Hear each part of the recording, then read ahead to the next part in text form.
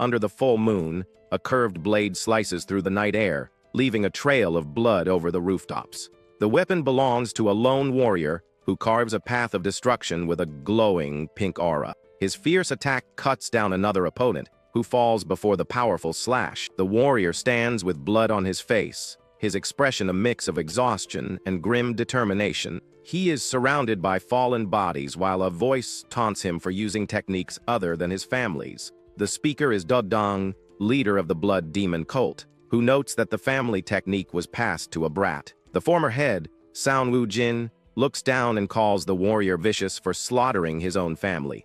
Doug Dang then gestures toward a young girl in the distance, asking what he will do about the child. A look of despair crosses the warrior's face, which seems to please the cult leader.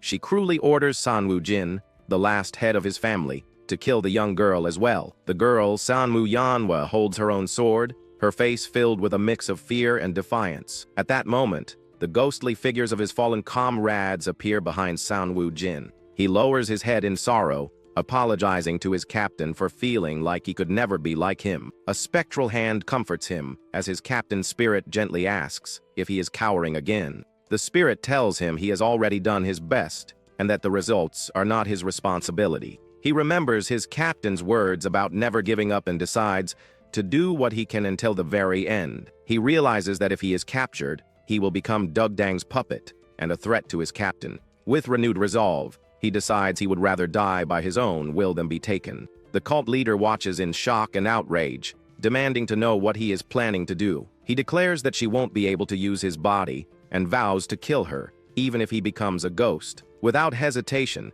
he plunges the blade into his own chest as the cult leader screams in fury. His vision blurs and the world around him fades into a distant, hazy memory. As he falls, he regrets running away from his problems instead of living more earnestly. His spirit drifts in a purple void, and he hears an angry voice calling his name. Suddenly, an old man with a furious expression demands to know if Jin has anything to say. He finds himself kneeling on the floor, much younger and with his hands bound, looking utterly confused. The young man is in a large room, being judged by the old man while others watch from the side. He recognizes the man as his father, Sanwu Jung, whom he has not seen in 10 years. The youth looks up with a dazed expression, quietly addressing the man as his father. He closes his eyes for a moment, trying to make sense of the bewildering situation. Looking down at his tied hands, the feeling of disorientation only grows stronger. His father accuses him of admitting to the murder of his brother-in-law by staying silent. The youth is shocked,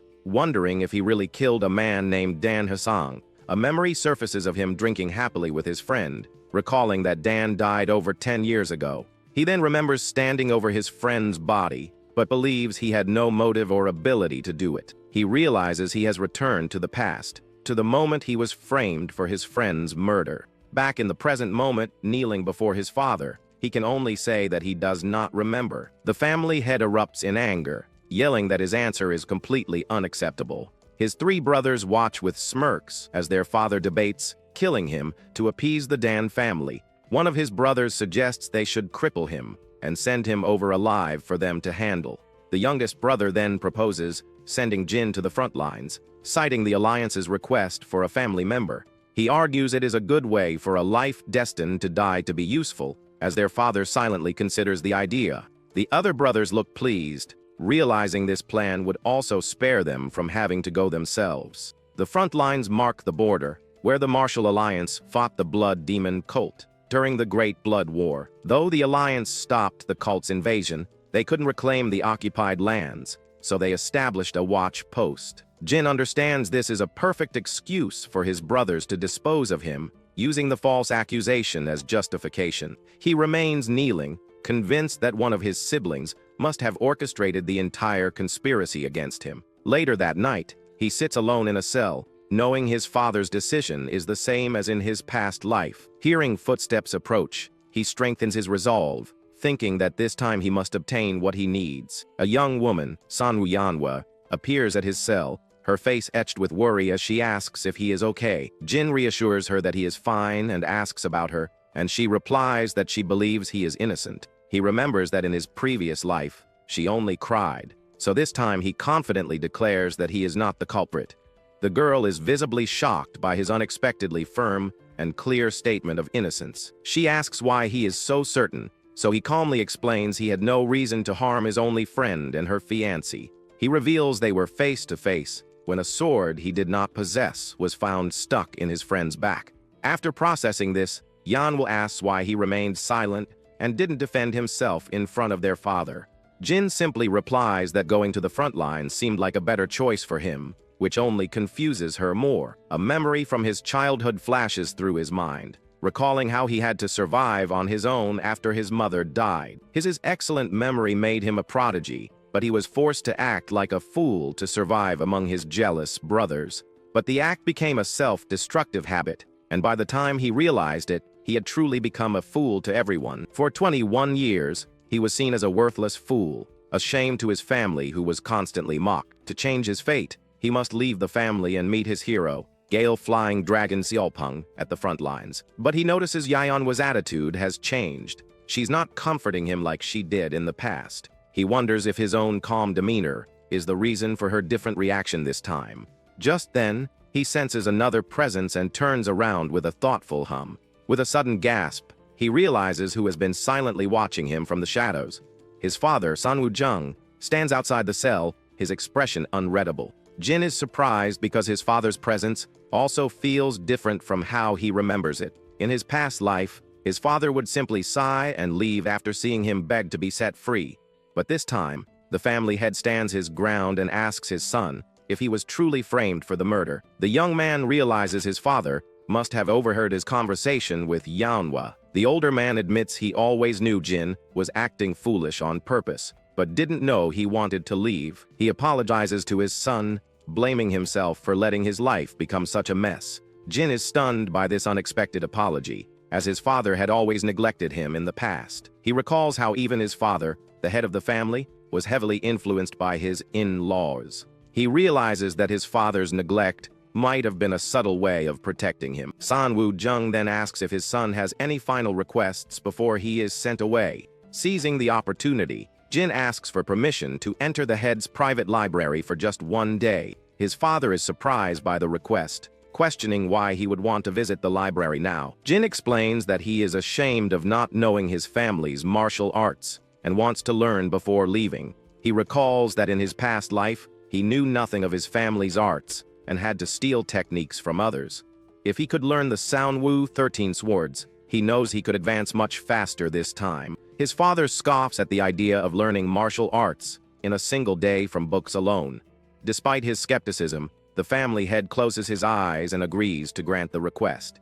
The young man is thrilled but stops, as his father adds a condition to the agreement. The older man states that learning cultivation alone is dangerous, so he will teach him directly. Though surprised, Jin quickly agrees and sits in the lotus position as instructed. His father places his hands on the cell door, declaring he will pass on the primordial infinite arts. He then transfers a glowing energy into Jin's back, while reciting the incantation for him to memorize. The youth is shocked, realizing he is being taught the secret art only the head and hair can learn. He feels a strange sensation, something he should be happy about, but that feels slightly off.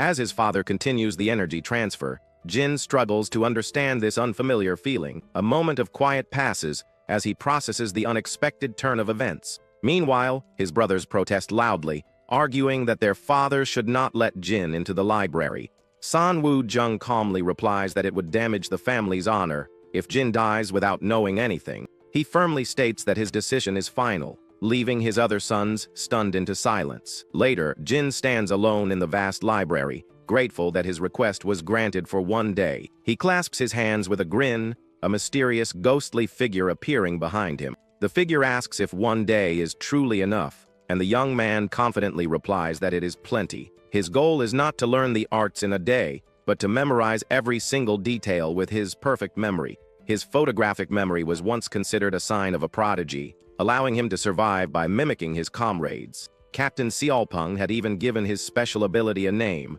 calling it the scene memory technique. Now, sitting in the library, he feels confident he can absorb all the information and put it to good use. He begins his study with the primordial infinite arts and the family's ultimate technique, the 13 swords. After cramming countless books into his head, He lies on the floor, completely drained from the effort.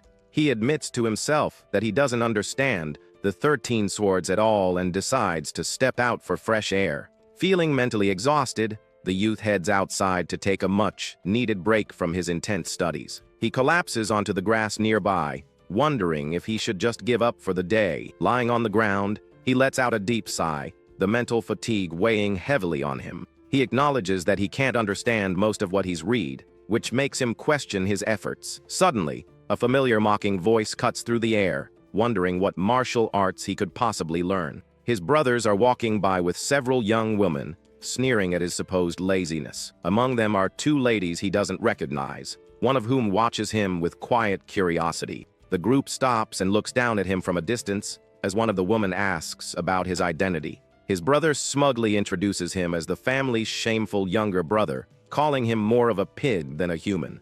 The young lady is surprised to learn that he is being sent to the front lines the very next day. One brother quickly steps in, urging the esteemed young lady judge not to waste her attention on him. They continue to belittle him in front of the guests, saying he is just a pig going to pay for his crimes. He immediately recognizes the name, realizing she is the famous genius swordsman, Juge Soil. He remembers hearing that she was touring various families to gain experience, which explains her presence. He gets up from the ground as his youngest brother, G, approaches him with a sneer. The sibling mockingly asks how his training went and challenges him to demonstrate his newfound skills. Jin tries to brush him off, saying one day of training makes no difference, and he should hurry back. Annoyed by the dismissal, his brother throws a sudden punch, intending to humiliate him. To everyone's surprise, Jin catches the fist effortlessly, a faint purple aura glowing around his hand. The attacker is stunned into silence, completely shocked that his punch was so easily blocked. Jin winces, realizing how weak his current body is if simply blocking a punch causes him pain. The other siblings burst into laughter, taunting G for being stopped by a pig and calling his punch slow. Humiliated and enraged, G leaps forward, unleashing a more serious and rapid assault. He lands a series of quick strikes on Jin, who appears to be taking the hits without fighting back. The young man grimaces from the flurry of blows, enduring the pain as he is pushed back. But as he watches the movements, he notices that the attack style seems strangely familiar. A flash of insight hits him as he recognizes the pattern in his brother's martial arts. He is certain that this is the Sanwo family's unique fighting style in action. Jai continues his relentless attack, unknowingly demonstrating the Gale 13 strikes. A wide, excited grin spreads across Jin's face as he realizes the opportunity, exclaiming that this is good. The attacker stops in confusion, bewildered by his brother's bizarre and happy reaction. Jin quickly backtracks, saying he misspoke, then taunts his brother to hurry up and attack more. The onlookers find this hilarious, mocking G by saying his attacks must feel good to his target. Driven by pure rage, G screams and launches himself forward again, while Jin laughs, ready for more. The real-life demonstration helps him finally understand the movements he couldn't grasp from the manual alone. He recognizes the technique as Gale-breaking wave, which uses fists and leads to target weak points. But he notices his brother isn't executing the moves correctly, leaving a clear opening in his defense. With a surge of glowing pink energy, Jin strikes his brother's chest, hitting the exposed weak point perfectly. Jai stumbles backward, coughing up blood from the unexpected and powerful counterattack. Jin takes a deep breath and quickly jumps back to create distance, his own body atching from the brief exchange. The oldest brother scoffs, dismissing the victory as dumb luck, and challenges Jin to show them the technique again. The young man realizes he is too exhausted to continue and can't risk exposing his current physical limits. The female genius, Juge Soil, speaks up, calling the brother's behavior disappointing. Flustered, the eldest brother quickly tries to save face, claiming he was just about to check on his injured sibling. As his brothers help the fallen G, Jin reflects on how pathetic it is to have been beaten by them for so long. With their pride wounded, the group helps their injured brother up and walks away in defeat. Once they are gone, Jin collapses to the ground in relief, knowing he needs to improve his body's condition. Lying on the grass, he closes his eyes, completely spent from the fight and the intense day of studying. He is startled when he opens his eyes and finds his father standing over him, looking down with a neutral expression. The youth scrambles to sit up, stammering an explanation for his seemingly lazy behavior. but his father simply tells him he worked hard and did well, offering a rare and gentle smile of approval. Jin is left speechless, touched by the unexpected words of praise from his usually distant father. The family head then reveals that of his 4 marriages, only one was by his own choice. He admits that while he once believed everything he did was for the family, he is no longer so sure. He asks if his son read the manual for the Sanwu 13 swords, and Jin confirms that he did. The family head then says he's going to practice swordsmanship, and tells his son to rest before going back inside. He draws his sword, a serious and focused expression on his face, as he prepares to demonstrate the forms. With swift and powerful movements, he gracefully executes the family's legendary sword techniques. Jin watches in awe, recognizing the fluid and deadly dance as the Sanwu 13 swords. The head of the family repeats the forms over and over, from the first to the 13th, each time faster than the last. With a surge of glowing energy, he performs the techniques with incredible power and precision. The young man realizes with a jolt of gratitude that his father is personally demonstrating the forms, just for him. Back in the library, he sits among piles of books, now able to cross-reference the manuals with his fresh memory. He reads through his ancestors' diaries but finds that while they left insights, he still can't fully understand the art. He sets down a stack of books, admitting that even the basic forms are difficult to comprehend completely. As he picks up another book, he notices something strange about its cover. Pausing to take a closer look, he realizes that one side of the book's cover is significantly thicker than the other. Carefully, he pries open the thick cover, suspecting something might be hidden inside. As expected, he finds a folded piece of parchment concealed within the book's binding. He unfolds the hidden paper and discovers it contains an explanation of additional forms. As he examines the document, he finds detailed illustrations of a 14th form. Turning the paper over, he is stunned to find instructions for a 15th form as well. A look of dawning realization crosses his face as he stares at the hidden techniques. Later that night, the family estate is quiet, with lights glowing softly from within the buildings. In her room, Sanwu Yahenhwa sits at her vanity, quietly arranging her hair while looking at her reflection. She lets out a soft sigh, her mind drifting back to the events that unfolded earlier in the day. Her thoughts turn to the visiting genius, Judge Seoyul, and the commotion she caused among her brothers. She recalls seeing her own family members fawning over the famous guest from Heaven's Gift, Sword Peak. Back in the present, she runs her hands through her hair in frustration, wishing she were a little stronger. Her maids enter, gossiping about how the 4th master was beaten up and injured by the 3rd young master. One of the maids adds that he was trying to show off for Lady Juge, and fainted right in front of her. The maids burst into laughter at the humiliating story, but they are quickly silenced by a sudden movement. Yanhwa stands up, her eyes glowing with a menacing red light as she asks them to repeat what they just said. Terrified by her sudden change in demeanor, the maids nervously confirm that the story is true. She is utterly shocked and furious, unable to believe that Jin would dare to harm their brother. Meanwhile, Juge Soil receives a document from her companion, containing information on Sanwu Jin. The genius swordswoman thanks her friend, promising to pay her back for buying the information. Her companion asks why she is so interested in the fat young master, and Judge admits she was shocked by his physique. The blue-haired girl agrees, noting how his eyes were just slits buried in fat while clutching a teddy bear. The teddy bear she holds seems to let out a puff of air, as if mimicking a snicker. Juge playfully suggests her friend is only interested because Jin resembles the treasured doll she always carries. But her companion explains that the move he used wasn't ordinary, which made her curious about his past. The genius acknowledges her friend's keen insight, but wonders why she'd bother with someone so physically weak. She muses that if even their own master couldn't understand her friend's curiosity, she has no hope of figuring it out. The genius swordswoman finds it fascinating that her companion can read with her hair covering her eyes. The blue-haired girl simply states that since she can see the letters, she can read them. Juge thoughtfully considers her friend's unusual hairstyle and wonders if she should suggest a change. But her companion teases that she might get jealous if Juge received any more attention than she already does. Juge laughs, saying she is glad to have a friend who is not interested in the spotlight. The girl replies that she feels the same, appreciating that Juge is not like a typical member of her famous family. The next morning, Jin prepares to leave for the front lines, with his father and sister there to see him off. The family head tells his son to stay healthy and to bring honor to their name during his time away. Jin bows respectfully, promising that he will definitely honor the family and return to see them again. He then turns to thank his sister for coming out so early, but she says it is only natural for such a long journey.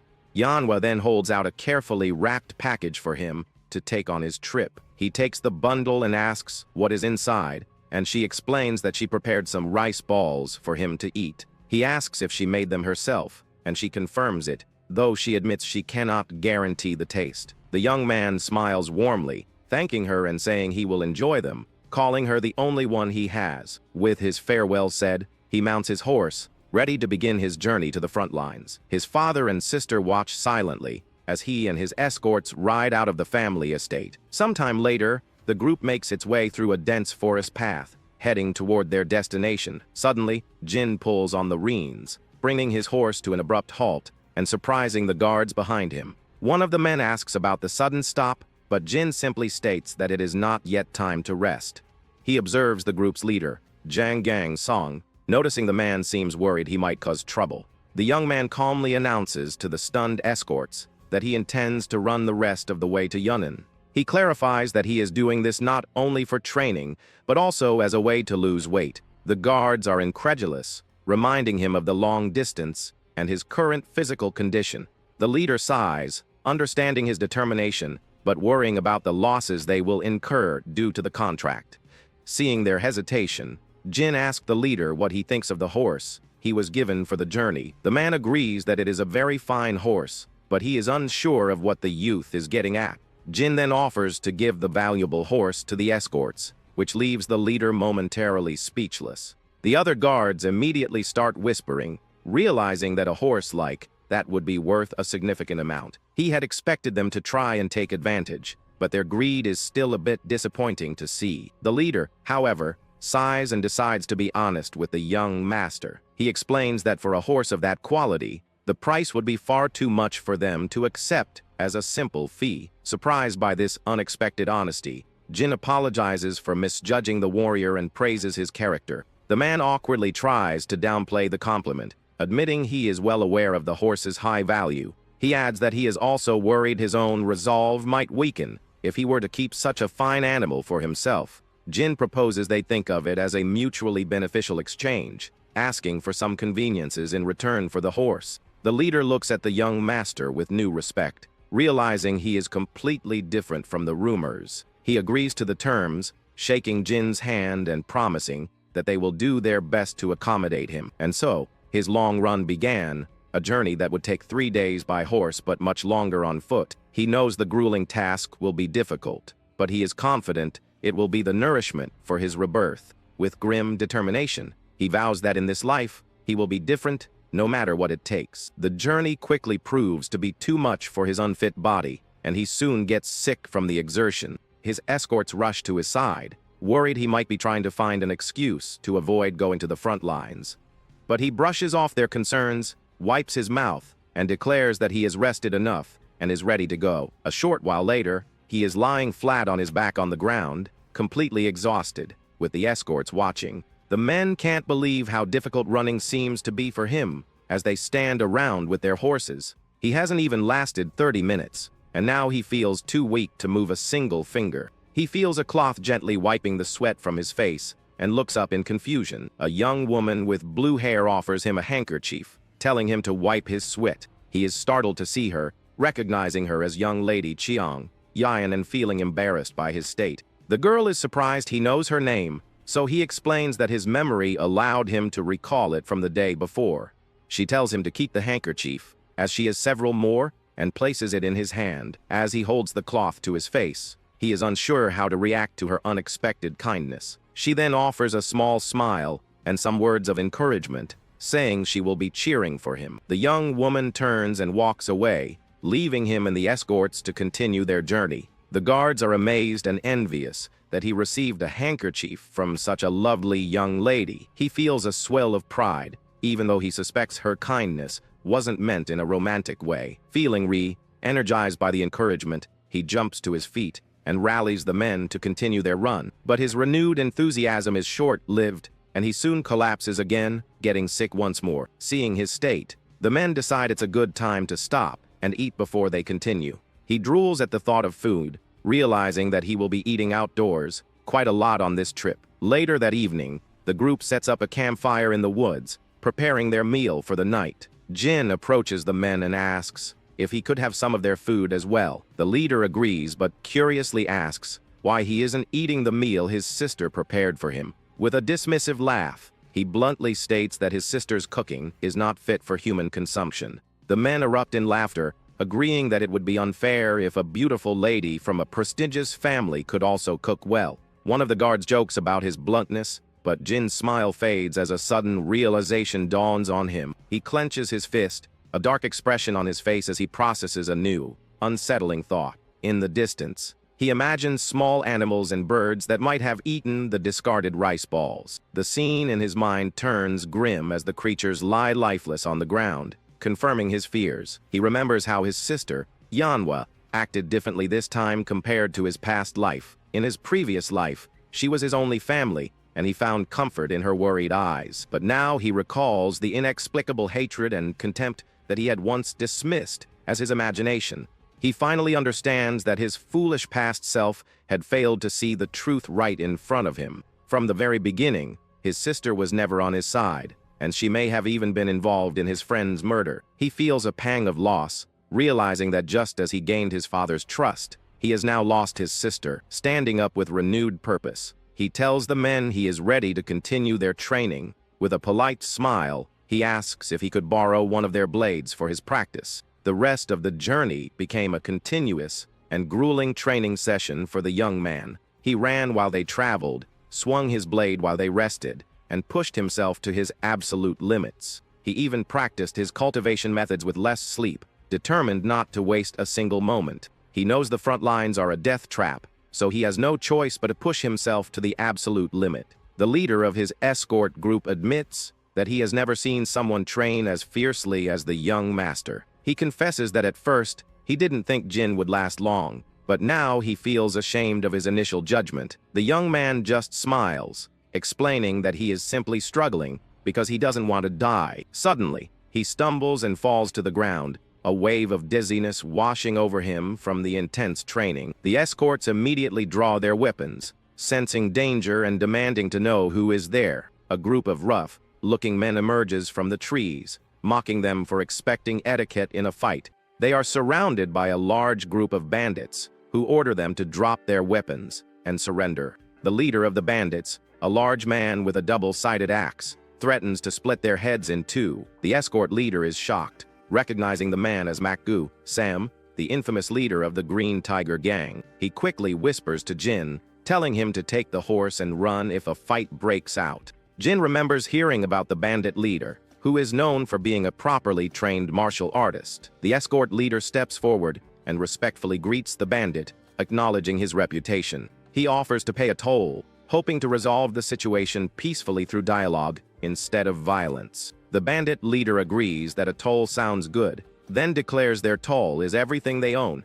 As his men laugh, the escort leader desperately urges Jin to get on the horse and escape. But the young man stands his ground, angrily demanding to know how they dare attack the third son of the Sanwu family. The bandit leader looks him over, surprised to learn he is from such a prestigious family. The bandit leader simply scoffs, unimpressed by the family name and clearly not intimidated. With a confident stance, Jin and his escorts prepare for the inevitable confrontation with the Green Tiger Gang. The bandit leader accuses him of trying to deceive them, but Jin nervously insists he is from the Sanwu family. To prove his identity, he pulls out a golden family medallion, showing it as proof of his lineage. The leader demands that he throw the medallion over for inspection, refusing to get any closer. One of the escorts warns him not to get close, fearing it's a trap, but the bandit threatens to attack if they don't comply. Jin reluctantly agrees to throw it, but he insists that the bandit must return it after he has verified its authenticity. He tosses the medallion through the air, and the bandit leader reaches out to catch it. The man catches the golden object, a look of triumph on his face as he prepares to inspect it. But as he glances down, Jin lunges forward with incredible speed, his sword drawn and ready to strike. He unleashes a powerful attack, catching the bandit leader completely off guard by the sudden ambush. The bandit leader gasps in pain as the blade cuts into him, unable to react in time. His men and the escorts watch in stunned silence as their leader is wounded in the blink of an eye. Realizing it's a trap, the bandits quickly draw their own swords and rush forward to attack. But Jin is ready for them, his hands steady on the hilt of his sword as he prepares for the fight. He meets their charge head-on, deflecting their attacks with a calm and focused expression. With a flurry of swift and precise movements, he cuts through the charging bandits with ease. His blade glows with a faint pink aura as he carves a path of destruction through the enemy ranks. The escort leader, seeing their young master in action, rallies his men to charge in and support him. The remaining bandits, terrified by his overwhelming skill, begin to panic and try to flee. He stands victorious, his back to the fleeing men, a sense of rightness washing over him. He grips his blood-stained sword, feeling his body and soul finally in sync after so long. He feels a deep sense of satisfaction, rejoicing in the familiar atmosphere of the battlefield. He stands among the fallen bandits, the only one left standing besides his astonished escorts. But the moment the adrenaline fades, he collapses to the ground, utterly exhausted from the fight. His escorts rush to his side, looking down at him with a mix of awe and concern. The leader asks if he is a rejuvenated elder, unable to believe a young master could possess such skill. Jin laughs off the question, pointing out that no rejuvenated elder would collapse from exhaustion after one fight. The leader agrees but notes that it is still impressive for someone so young to kill without hesitation. He adds that it is even stranger to see him resting so comfortably in a place filled with bodies. He then mentions seeing his sword glow, wondering if it could have been the legendary sword Kai. The men are amazed to learn that he used the famous Soundwoo 13 swords, a prestigious phantom sword technique. The leader is impressed by the power of a second-rate technique from such a well-known family. He feels ashamed of his own 20 years of accumulated energy, so Jin asks what cultivation method he uses. The man admits he only knows the 6 harmonies cultivation method, as it was all he could get. Jin recognizes it as a common, third-rate method that can be easily found in any marketplace. He then surprises the man by saying that building 20 years of energy with such a basic method is actually quite impressive. The leader calls for his men to get going, his expression a mix of embarrassment and renewed determination. Jin watches them, seeing a reflection of his past self in a man whose efforts haven't paid off due to a lack of resources. The men lead their horses, their respect for the young master having grown immensely after the battle. The young warrior sits in quiet contemplation, a new plan forming in his mind as they prepare to leave. After days of continuous running and training, the group finally arrives at the entrance to Yunnan province. Finally, after 9 long days of travel, the group arrives at a proper inn. Much to everyone's relief, Jin generously offers to pay for a round of drinks, celebrating their last day together as a group. The men cheer, praising him for his generosity and reaffirming their belief in him. He smiles, happy to share a final meal with the men who have accompanied him on his difficult journey. Later, they are all sitting around a table, sharing drinks and stories from their travels. One of the warriors mentions that he plans to return home to his wife and children after this job is finished. Another man teases him, saying that wandering warriors shouldn't have families to tie them down. As they are joking, the innkeeper announces the arrival of a beautiful young lady. Jin and the others turn to see who it is, and one of the men recognizes her from their journey. The young lady Cheong Yin walks into the inn, her expression calm and composed as always. She glances around the room, her eyes briefly meeting those of the men at the table.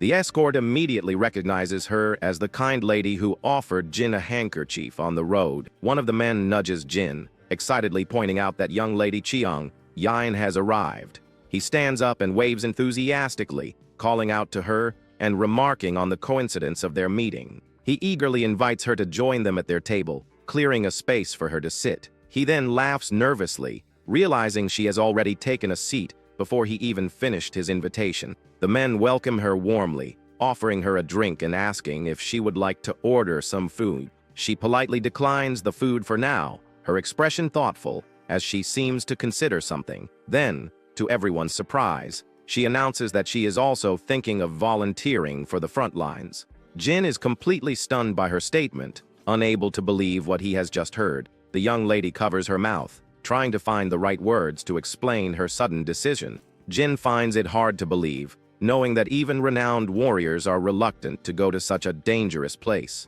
He asks her directly why she would want to volunteer for the front lines, but she remains silent. Changing the subject, he notes that she seems to have lost a lot of weight since they last met. He laughs and explains that it's because he has been training, and she agrees that he has become quite slim. One of the escorts chimes in, praising the young master for his incredible hard work during their journey. He adds that since losing weight, the young master has become quite handsome, and Jin proudly agrees. The young lady then excuses herself, saying she needs to step out for a moment, and leaves the table. She walks away from the group, her expression unreadable, as she heads toward a quieter part of the inn. The men at the table resume their cheerful conversation, inviting Jin to have another drink. He happily accepts, enjoying the camaraderie and the brief moment of relaxation after their long journey. Alone in a quiet clearing outside, the young lady lets out a sigh of relief, finally able to be by herself. She quietly admits to herself that she found the young master's slimmed-down appearance to be quite cute. His new look reminded her of her treasured doll, a small teddy bear she calls Dumpling. She recalls the impressive move he used against the bandits, and the intriguing details she learned about his past. All of these things had stimulated her curiosity, drawing her to him in a way she hadn't expected. She also remembers his waddling appearance, and his almost unrealistic lack of stamina. She felt she couldn't just leave him to be killed by the demons of the blood cult. It was her duty, as a witness to his hidden cuteness, to protect him from the dangers ahead. That was the real reason she had followed him all the way to this inn. But she struggles to find the right way to tell him. She decides that since he is no longer weak, there is no reason for her to go to the front lines anymore. With her mind made up, she plans to head back home the next day, her mission to protect him now complete. But as she is walking through the woods, a sudden noise startles her, and she lets out a terrified scream. She draws a thin, like sword,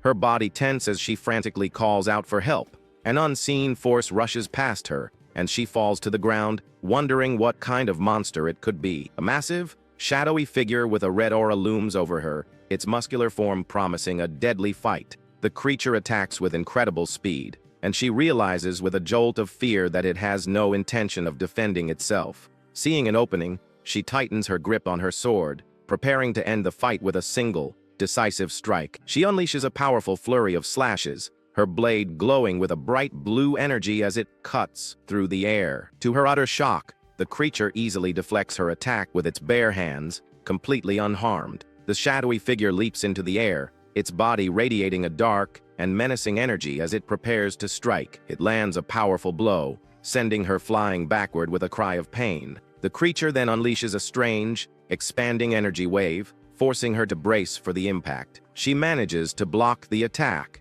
but the force of the blow still sends her skidding across the ground. As the dust settles, she looks up in disbelief, wondering what kind of monster she is facing. The creature's shadowy form dissipates, revealing a muscular man with a strange, stitched-up mouth. He lets out a primal scream and charges forward again, his eyes glowing with a menacing red light. She readies her glowing blue sword, preparing to meet his ferocious assault with her own power. She unleashes a series of rapid slashes, but the man easily parries each one with his bare hands. She is completely stunned, her arm trembling from the force of his blocks, unable to comprehend his immense power. Suddenly, one of the escorts who had been standing guard rushes back, shouting about the commotion. He tries to intervene, but the muscular man grabs the young lady, using her as a shield. The guard's sword shatters against the creature's incredibly tough skin, the impact jarring his arm. He stares at his broken blade in disbelief, stunned by the man's unnatural durability. The creature then brutally attacks the escort, who is now defenseless against the powerful assault. It grabs the young lady from behind, its massive hand covering her mouth to stifle her screams. With a cruel grip, it forces her to watch as it prepares to finish off the fallen guard. The creature lets out a sinister laugh, its eyes glowing with a terrifying red light as it savors the moment. The young lady watches in horror, her eyes wide with fear as she is held captive by the monster. Just as the creature is about to strike, a flash of light cuts through the air, hitting it directly in the chest. The powerful blow sends the creature stumbling backward, its head snapping back from the force of the impact. Jin and the other escorts arrive just in time, and he rushes to the young lady's side to see if she is okay. One of the men cries out in anguish, seeing that his fellow escort, Yanga, has been killed in the fight. Jin tells everyone to get back inside the inn, but the men are hesitant to leave their fallen comrade behind. The creature lets out another enraged scream and charges toward the group with renewed ferocity. Jin quickly pulls the young lady behind him, shielding her from the monster's relentless attack. He meets the creature's charge head on, their blades clashing in a shower of sparks and red energy. He shouts for everyone to get back inside the inn, his expression grim as he recognizes the formidable enemy. The young lady, still in shock, looks at her torn sleeve, a grim reminder of how close she came to death. She stares at the monster with a mix of fear and confusion, trying to comprehend the nightmarish situation. The young lady looks on with wide-eyed terror, completely frozen by the sudden and brutal attack. The monster attacks with a powerful red slash, but Jin quickly moves to shield the young lady from the blow. It lets out a furious roar, its muscular body glowing with a dark and menacing energy. Jin pulls the girl down to the ground, covering her mouth and gesturing for her to remain completely silent. The creature looms over them, its dark aura pulsing as it slowly scans the immediate area. He then notices that the strange man has been keeping his eyes closed this entire time. The young lady realizes with dawning horror that the monster's vision must be severely impaired. She clings to him in fear, asking if he is all right as the creature stands menacingly nearby. A wide, terrifying grin spreads across the monster's face, its stitched mouth stretching open. It suddenly turns and rushes back toward the inn, and Jin realizes the other people are in grave danger. Inside, the inn is in complete chaos as the monster attacks, and a child has been caught in the fight. One of the escorts lies dead on the floor as the patrons scream in terror, calling it a monster. Jin and the girl watch in horror as the creature targets another one of his men. The monster rampages through the room, cutting down anyone who stands in its path. It grabs a guard's sword with its bare hands, and the man stares in shock, wondering where it came from. The terrified guard trembles, pleading for his life as the creature's grip tightens. Just as the monster raises its hand for a final blow, Jin leaps forward to intervene. He blocks the attack, sending the guard flying backward to safety while confronting the creature directly. The escort leader tells him to retreat, but Jin shouts for everyone to be quiet, standing his ground. The other guards panic, with one calling for the authorities while another cries out to be saved. The young warrior knows this is a terrible situation and that they must silence the monster somehow. The creature declares that no one will survive the night as it crouches among the wreckage. The escort leader watches in terror, realizing the monster is preparing to attack them again.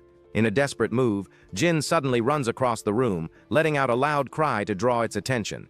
He quickly grabs the edge of a large tablecloth, pulling it with all his might. With a powerful heave, he flips the entire table, sending dishes crashing to the floor with a loud noise. Enraged by the sound, the monster whips its head around and screams for everyone to be quiet. Now that he has its full attention, Jin stands ready, facing the creature in the middle of the room. His escorts watch nervously, unsure of what the young master is planning to do. The young lady watches the scene unfold, her expression a mix of concern and curiosity. Jin stands beside a small stool, his gaze fixed on his blind and powerful opponent. He places his hand firmly on the wooden seat, gauging its weight and position. With a swift kick, he sends the stool sliding across the floor in the opposite direction. The monster immediately turns its head, its senses tracking the sound of the moving stool.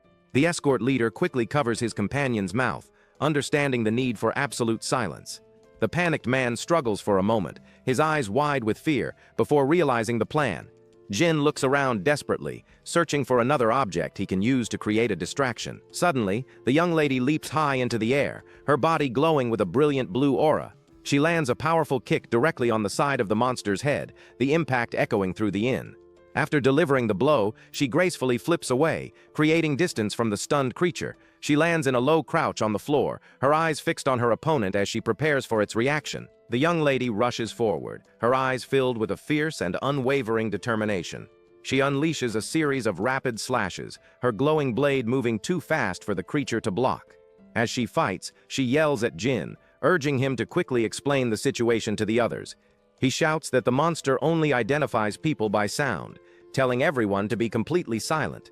The terrified escorts immediately cover their mouths, trying their best not to even breathe too loudly. Jin knows that simply staying quiet will not be enough to defeat such a powerful enemy. He warns that if the creature cannot hear, it will start using its sense of smell to hunt them down. To counter this, he needs to act first, and finds a way to properly draw the monster's attention. He spots a bowl filled with strings of coins, realizing it is the perfect tool for his plan. He knows he must act quickly while the creature is still distracted by the young lady's assault.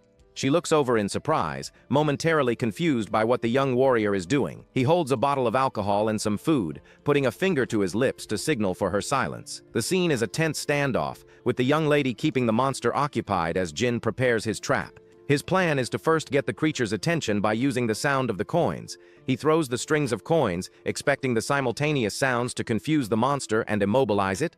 While it is disoriented by the noise, he will then have a chance to approach it undetected. As the coins clatter, the monster stops and turns, trying to pinpoint the source of the sound. An escort watches in shock as a piece of pottery shatters on the floor nearby from the commotion. The plan works perfectly, and Jin manages to get right behind the distracted creature without a sound. He knows he cannot afford to make a single mistake, as one touch from the monster would be fatal. He carefully places his hands on the creature's neck, holding his breath as he gets into position. But at that critical moment, a loud hiccup escapes from his mouth, shattering the tense silence. The sound echoes through the room, and even one of the terrified escorts hiccups in a panic. The monster's ear twitches as it instantly hones in on the sudden noise, its body tensing.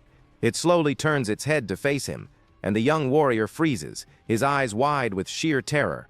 His heart pounds in his chest as he realizes his carefully laid plan has just gone horribly wrong.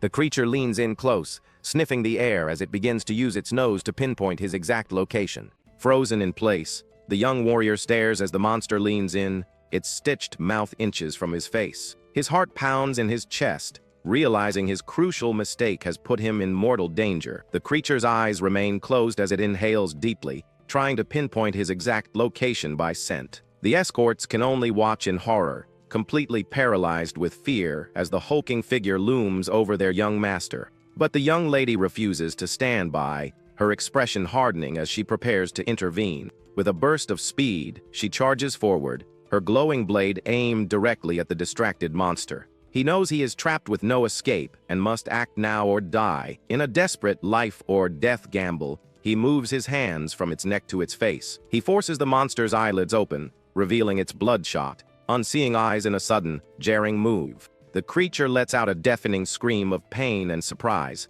stunning the young lady who watches in disbelief. He then drives his head forward, landing a powerful headbutt directly on the monster's face. As it stumbles back, he climbs onto its shoulders and forces its mouth open, aiming for its only vulnerability. She immediately understands his plan. The monster's body is impenetrable, but the inside of its mouth is not. Knowing this is their only chance, she tightens her grip on her sword, preparing to strike. A brilliant blue aura erupts around her as she channels her energy into her blade for a decisive blow. She leaps high into the air, positioning herself directly above the restrained creature. With all her strength, she plunges her glowing sword straight down into the monster's open mouth. The blade pierces through its flesh, exiting from the back of its neck in a fatal strike. She struggles to hold the hilt, the force of the impact jarring her body as the creature thrashes. In a final, desperate act, the monster's hands reach up to grab the blade lodged deep within its throat. He moves to her side,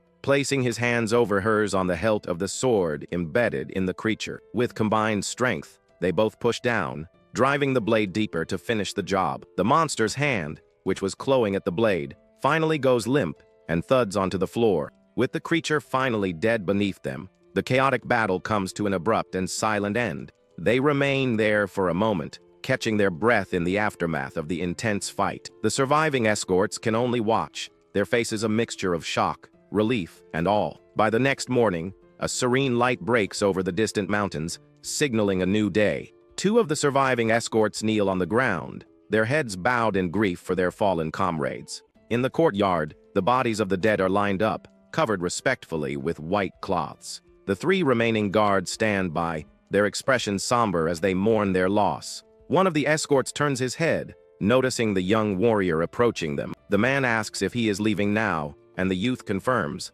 explaining he needs to hurry. The escort leader sincerely wishes him safe travels and the best of luck on his journey ahead. Shaking his hand, The young man returns the sentiment, wishing them health and success in their plans. He then mentions he originally prepared 5 volumes of something, but will only be giving out 3. From within his robes, he produces a small stack of 3 bound books tied together. The escort leader is confused, but the youth explained is a cultivation technique better than their current one. His eyes widen in shock as he hears it's the legendary preservation heart method. The young man adds that he also included a few sword forms he knows, noting they should help. He silently recalls that this valuable method was obtained for him by Seal Pung in his past life. He remembers how this technique allowed him to reach 60 years of internal ki in under a decade, a truly first-rate method. The escort leader is stunned, asking why he would do all this for them and how they could ever repay such a great deed.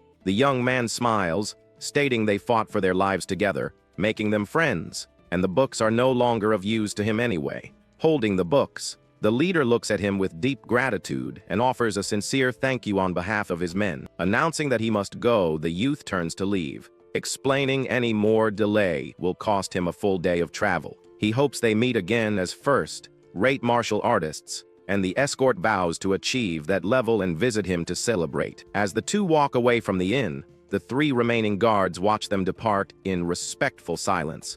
While they walk, the young lady comments that he is a peculiar man, as she has never seen a martial artist give techniques to outsiders. He replies with a smile that it does not matter, since the techniques are not secrets of the Sanwu clan. His tone turns serious as he asks if she truly intends to go to the front lines, warning her of the countless monsters and the danger. She looks toward the mountains, saying she has thought about it and believes it is the right thing for her to do. She recalls the brutal fight from the night before, explaining that countless monsters like that exist at the front. This means people are fighting for their lives against such creatures at this very moment, a reality she cannot ignore by going home. She states firmly that she did not learn martial arts to live a sheltered life, and her father always taught her to stand proud. Turning to him, she asks if he views her as just a lady or as a fellow martial artist. He clenches his fist, realizing he senses no hesitation in her words,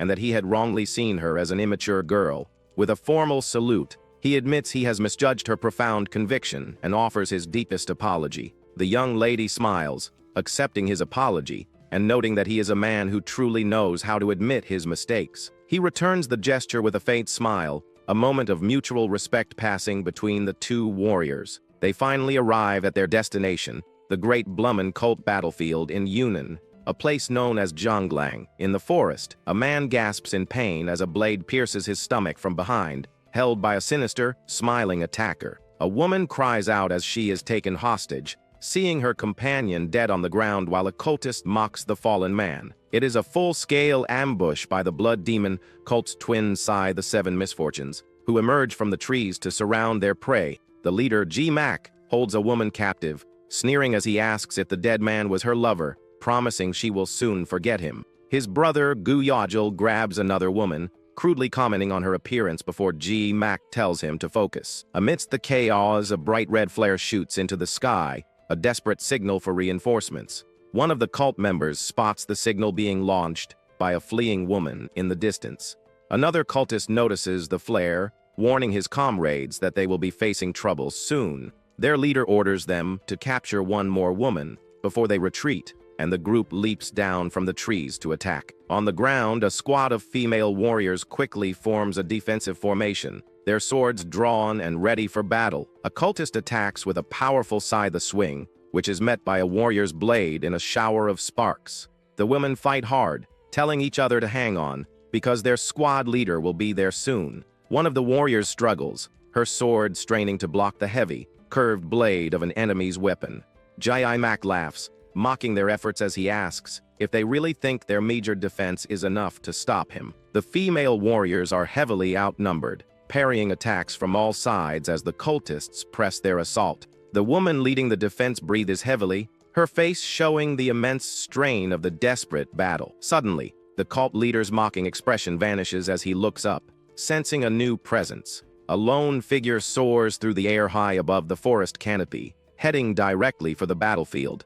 This is Ma Yujime, the 4th squad leader of the 13 Soaring Dragon Corps, known as the Dying Kang Hawk. The embattled warriors see him arrive, their faces lighting up with relief, as they joyfully shout that their squad leader is here. The cult leader panics at the squad leader's arrival, but quickly orders his men to handle the others while he fights the newcomer. Wielding his twin scythes, the man confidently prepares to face the formidable Diankang Hawk alone. The squad leader descends with incredible speed, unleashing a powerful attack that the cultist barely manages to evade. He watches as his purple energy slash narrowly misses its target, his gaze remaining fixed on his opponent. Their weapons finally meet in a deafening clash, the impact sending a powerful shockwave through the air. The cultist is visibly surprised, his face contorting from the sheer force behind the squad leader's strike. With another swift and powerful swing, the hawk sends his opponent flying backward, crashing hard onto the ground. The man digs his scythes into the earth to stop his momentum, quickly regaining his footing for the next exchange. Just then, one of his subordinates cries out, warning him that another powerful opponent has arrived on the scene. A woman appears on a tree branch above, identified as Tang Yeoun from the Tang clan's Sword Peak. She looks down at the chaotic scene below with a calm and composed expression, ready to join the fight. The cult leader grits his teeth in frustration, realizing the situation has just become far more dangerous. Taking advantage of the momentary distraction, the squad leader lunges forward to press his attack. Their blades clash once more, locking the two warriors in a fierce, high-speed duel. The Diankang Hawk's expression is one of pure focus as he continues his relentless assault. Their fight is a blur of motion, with steel and energy clashing repeatedly across the battlefield. The cult leader grabs a hostage, ordering his brother to capture their main target and retreat while he holds the line. Following their leader's command, the remaining cultists leap toward the woman from the Tang clan. She watches them approach with an unfazed expression, seemingly unimpressed by their numbers. But instead of fighting, she gracefully leaps away into the trees, forcing them to give chase. She leads the cultists on a chase through the forest, drawing them deeper into the winding path. A confident smirk plays on her lips, revealing that this retreat is all part of a larger plan. One of the cultists struggles to keep up, burdened by the unconscious woman he carries on his shoulder. His eyes narrow with determination as he forces himself to push forward, refusing to fall behind. Suddenly, a warrior drops from the trees, launching a surprise attack on the man carrying the hostage. Her glowing green blade slices cleanly through the cultist's side, forcing him to drop his captive. He lets out a cry of pain, stumbling from the unexpected and debilitating blow. The warrior catches her fallen comrade, reassuring her that she will unlock her Kai flow soon. The cult leader is stunned, recognizing another powerful opponent as the Diankang dragon Sagunal. As more warriors descend from the sky, he screams in fury, realizing they have walked right into a trap. The woman from the Tang clan mockingly asks if the foolish demonic leaders have only just noticed. She immediately engages another cultist, her sword clashing against his side with incredible force. The wounded leader curses at her, while his subordinate warns him to look up at the new arrivals. They watch in horror as their men on the path below are completely surrounded by the dragon corpse. A calm and imposing figure appears among them, the 13th Soaring Dragon Corps captain, Feng Yang. The captain attacks without hesitation, unleashing a massive, overwhelming wave of red energy from his sword. The cultist brother screams the captain's name in terror, as the powerful attack engulfs him completely. Elsewhere, the vice squad leader lands safely on a tree branch, having rescued her fellow warrior. She looks down at the battlefield, where the cultists are being systematically taken down by her allies. Captain Feng Yang stands poised, his single powerful strike having turned the tide of the entire battle. Another warrior effortlessly cuts through the demonic cultists, his blade glowing with a brilliant golden energy. He is Han Josung, the first squad leader, who dryly comments that they woke him from a pleasant dream. The cult leader's face drains of color as he recognizes the legendary Azure Gust Sword Dragon. His brother urges him to run, and the leader reluctantly retreats, vowing that he will not forget this defeat. But Sagunal appears in their path, coldly informing them that they are not going anywhere and will meet their end here. The cult leader desperately tries to escape as the Diankang dragon leaps through the air to intercept him. Sagunal's blade slashes the man's arm, but the wounded leader grits his teeth and continues to flee, screaming threats. The remaining members of the Seven Misfortunes follow their leader, disappearing into the dense forest. In the quiet aftermath, Captain Feng stands beside Han Jo-sung as the sound of sobbing fills the air. A warrior weeps over the body of his fallen comrade, crying out his name in grief and begging him to wake up. At that moment, squad leader Ma Yu-jiam arrives with another man, asking what has happened. Without warning, he grabs the newcomer by the collar, furiously demanding to know why he, Seal Peng, arrived so late. He shouts that if Seal Peng had been on time, they could have defeated at least one more of the 7 misfortunes. Seal Peng looks down with a heavy heart, apologizing and explaining that his own squad was also ambushed. Yu-jiam snaps, calling him an irresponsible bastard, and saying a lowly soldier should never have been made a leader. A female warrior steps between them, telling the 4th squad leader to stop, and that she will not tolerate insults toward her leader. She explains that the 7th squad fought 5 cunning spirits and a hidden spider spirit, losing 2 members in the process. Yu-jiam remembers that spider spirits are dangerous demonic creatures that grow stronger by absorbing the essence of people. The vice squad leader reminds him that such creatures must be slain immediately upon discovery, a fact he is well aware of. He scoffs dismissively but falls silent, the tension between him and the exhausted Seal Peng remaining thick in the air. The vice leader angrily confronts Yu-jiam, demanding that he immediately apologize to her squad leader. Seal Peng tells her to stop, gently reminding her that Yu-jiam also just lost a squad member, but she retorts that they did as well. He simply smiles, trying to reassure his subordinate that he is okay, and she does not need to defend him. She looks down in silence, her expression filled with concern and frustration over how her leader is being treated. The woman from the Tang clan bluntly tells Seal Peng that his soft nature is the reason Yu-jiam walks all over him, making things harder on his squad. He can only laugh nervously in response, while she sighs with her arms crossed, clearly exasperated by his passive attitude. Sagunal steps intermediate, placing a hand on Seal Peng's shoulder and apologizing for Yu-jiam. Seal Peng says he understands. Han Jo-sung turns to the captain, asking if the new recruits are supposed to arrive that day. The captain walks away, stating it will take time for them to be useful, but their arrival is a relief nonetheless. Meanwhile, the young warrior from the inn finally arrives, silently hoping the new recruits will manage to survive for a while. The story moves to the Yunnan Blood Demon Cult Front's second headquarters, a large and imposing structure under a clear sky. Inside, an official leads a small group into a waiting room, informing them that the vice commander will arrive soon. A lone girl waits separately. A young man with long hair observes the girl, thinking she must be the last person to enlist. He muses that some things never change. His companion addresses him as young master, asking if the 13th squad is so young because all the veteran warriors have died. The young master confirms this seems to be the case, adding that the entire Flying Dragon Corps is getting younger, not just the 13th squad.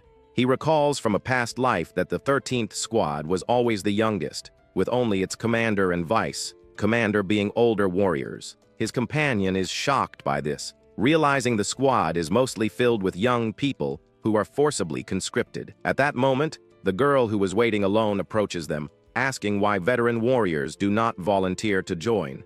The young master explains it's because there is no fame or profit to be gained, a concept that seems to confuse the girl. He elaborates that events on the front lines are kept secret. Achievements and deaths go unrecognized, leaving only danger without honor. Their conversation is suddenly cut short when an older man clears his throat to get their attention. The man introduces himself as Hyan Young Bo, the vice commander of the 13th squad of the Flying Dragon Corps.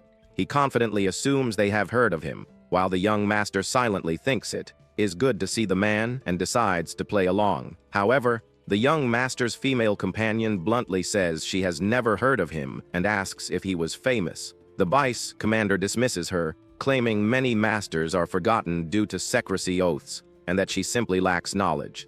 The girl continues to press him, saying she knows most peak-level masters and directly asking if he is one of them. The vice commander's face begins to twitch, clearly irritated by her relentless and challenging questions. Nearby, the young master tries to hide his laughter, thinking she has hit the man's weak spot. The older man clenches his fist in frustration. Annoyed, the vice commander quickly changes the subject, stating they must hurry to assign squads and gather the captains. He then unrolls a scroll and begins to read, calling out the first name, Soundwoo Jin, the third son of the Soundwoo family. The vice commander's tone softens, acknowledging the importance of the Soundwoo family name as he glances at the young master. He then continues reading the list, calling for Cheonjuan, the daughter of Cheonga Sang, one of the Guzo Four Masters. The pink-haired girl who had questioned him earlier seems startled, recognizing the Guzo Four Masters as an evil faction. The young master glances at her, thinking it is indeed strange for a member of an evil faction to volunteer for the Martial Alliance. The vice commander turns his attention to the blue-haired girl, asking if she is from the evil faction since her file lists no family or school. The young master internally notes this is incorrect. He remembers Lady Joj calling her Cheong Yain, but her true identity is something else. The blue-haired girl simply confirms that her name is Cheong Yain, her expression calm and unwavering. The official then declares that people with unclear identities are forbidden from volunteering for the front lines. Soundwoo Jin finds this statement absurd, since the identity of the 7th Squad's own Captain Seolpung is a complete mystery. The vice commander argues that his squad, the 13th, has strict rules, and no exceptions are allowed. He gives the girl a choice: either reveal her family in school immediately, or apply to a different Flying Dragon corps. At that moment, the young master intervenes, explaining that Cheong Yain is a close friend of Lady Juj Soil of Heaven's Gift, Sword Peak. The vice commander's face pales as he hears she is connected to the precious daughter of the Martial Alliance's military strategist. Stuttering, he asks why a lady of her status would come to the front. The young master casually says he does not know her reasons. He then adds with a laugh that it is likely related to high-ranking members of the Alliance, hinting that it's above the vice commander's pay grade. The vice commander's face twitches with annoyance, realizing he has been completely outplayed and cannot refuse her now. After the tense meeting, the newly assigned members are guided out of the main building and toward their barracks. They arrive at a large, well-maintained building, which their guide introduces as the barracks for the 7th Squad. The young master looks at the structure with a heavy heart, murmuring that it looks exactly as he remembers it. He thinks back on the past 7 years, recalling the mix of happy and tragic moments he experienced within those very walls. He feels relieved that all his companions were assigned to the 7th Squad, hoping to avoid the 4th at all costs. The man guiding them warns that some squad members will try to haze the newcomers and hopes he will not get too hurt. The young master then recalls the cruel insults from his past, when he was called a disgrace and told to get lost. He remembers others telling him that even looking at his face was unlucky, and he questions if that could be considered mere hazing. Although he eventually endured it, the painful memory of being ostracized to the point of wanting to die still lingers. Walking down the familiar corridor, he reflects on how the thought of living here again brings back those difficult memories. The guide finally leads him to a room, opening the door to reveal the current members of the 7th Squad. 2 members greet him warmly. One of them jokes that the newcomer's build suggests he eats as much as him. However, a different group of men smirks from across the room, mockingly asking if a pig has just arrived. They continue their taunts, saying they did not expect a proper newcomer, considering who their captain is. Soundwoo Jin thinks their current reaction is much more acceptable than in the past, glad that he decided to lose weight. His guide formally introduces him as young Master Soundwoo Jin, the 3rd son of the prestigious Soundwoo family of Gizo. The 3 men who were just mocking him now look surprised upon hearing the name of such a well-known family. They quickly recognize him as the infamous 3rd son, known for being a cripple who was beaten by his own sibling. One of them sneers that it must have been hard for a pig to lose so much weight. Hearing these insults, the guide's expression hardens, his eyes filled with silent anger at their behavior. The 2 friendlier squad members also appear tense and shocked by the cruelty of their squad mates' words. But despite the harsh taunts, the young master simply smiles, completely unfazed by their attempts to provoke him. He calmly approaches the leader of the bullies, greets him by his full name, Hamu Jin, and extends his hand. The bully is stunned that the newcomer knows who he is. Soundwoo Jin confirms it and immediately challenges him to a fight. Before Hamu Jin can react, Soundwoo Jin grabs him by the wrist, pulling him off balance. Without hesitation, he lands a powerful punch directly into the bully's stomach, the force of the blow echoing through the room. The impact sends Hamu Jin flying backward, but the young warrior maintains his grip, refusing to let go. Twisting his opponent's wrist, He uses the man's momentum to swing him around in a wide arc. He spins Hamu Jin through the air with incredible speed and strength, showcasing his surprising power. The young master then slams the bully headfirst into the wooden wall, the impact cracking the surface. Hamu Jin collapses to the floor, his eyes rolling back in his head, completely knocked out from the sudden and brutal attack. One of his stunned friends nervously asks Sanwoo Jin what he is doing, terrified by the display of violence.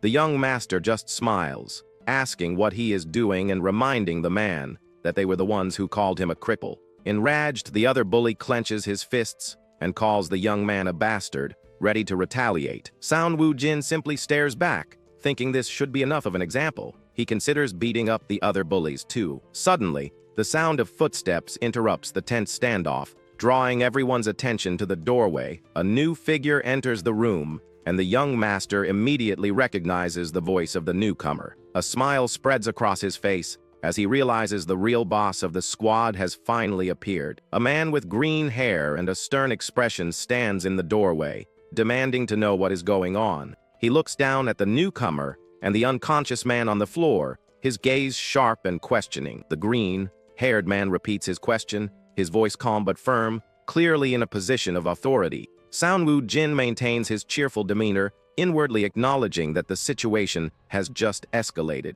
He cracks his knuckles, preparing himself for the next confrontation that is about to unfold. He greets the newcomer as senior, introduces himself, and explains that he has just joined the 7th squad. He cheerfully explains that they called him a pig and a cripple, so he simply returned their friendliness in kind.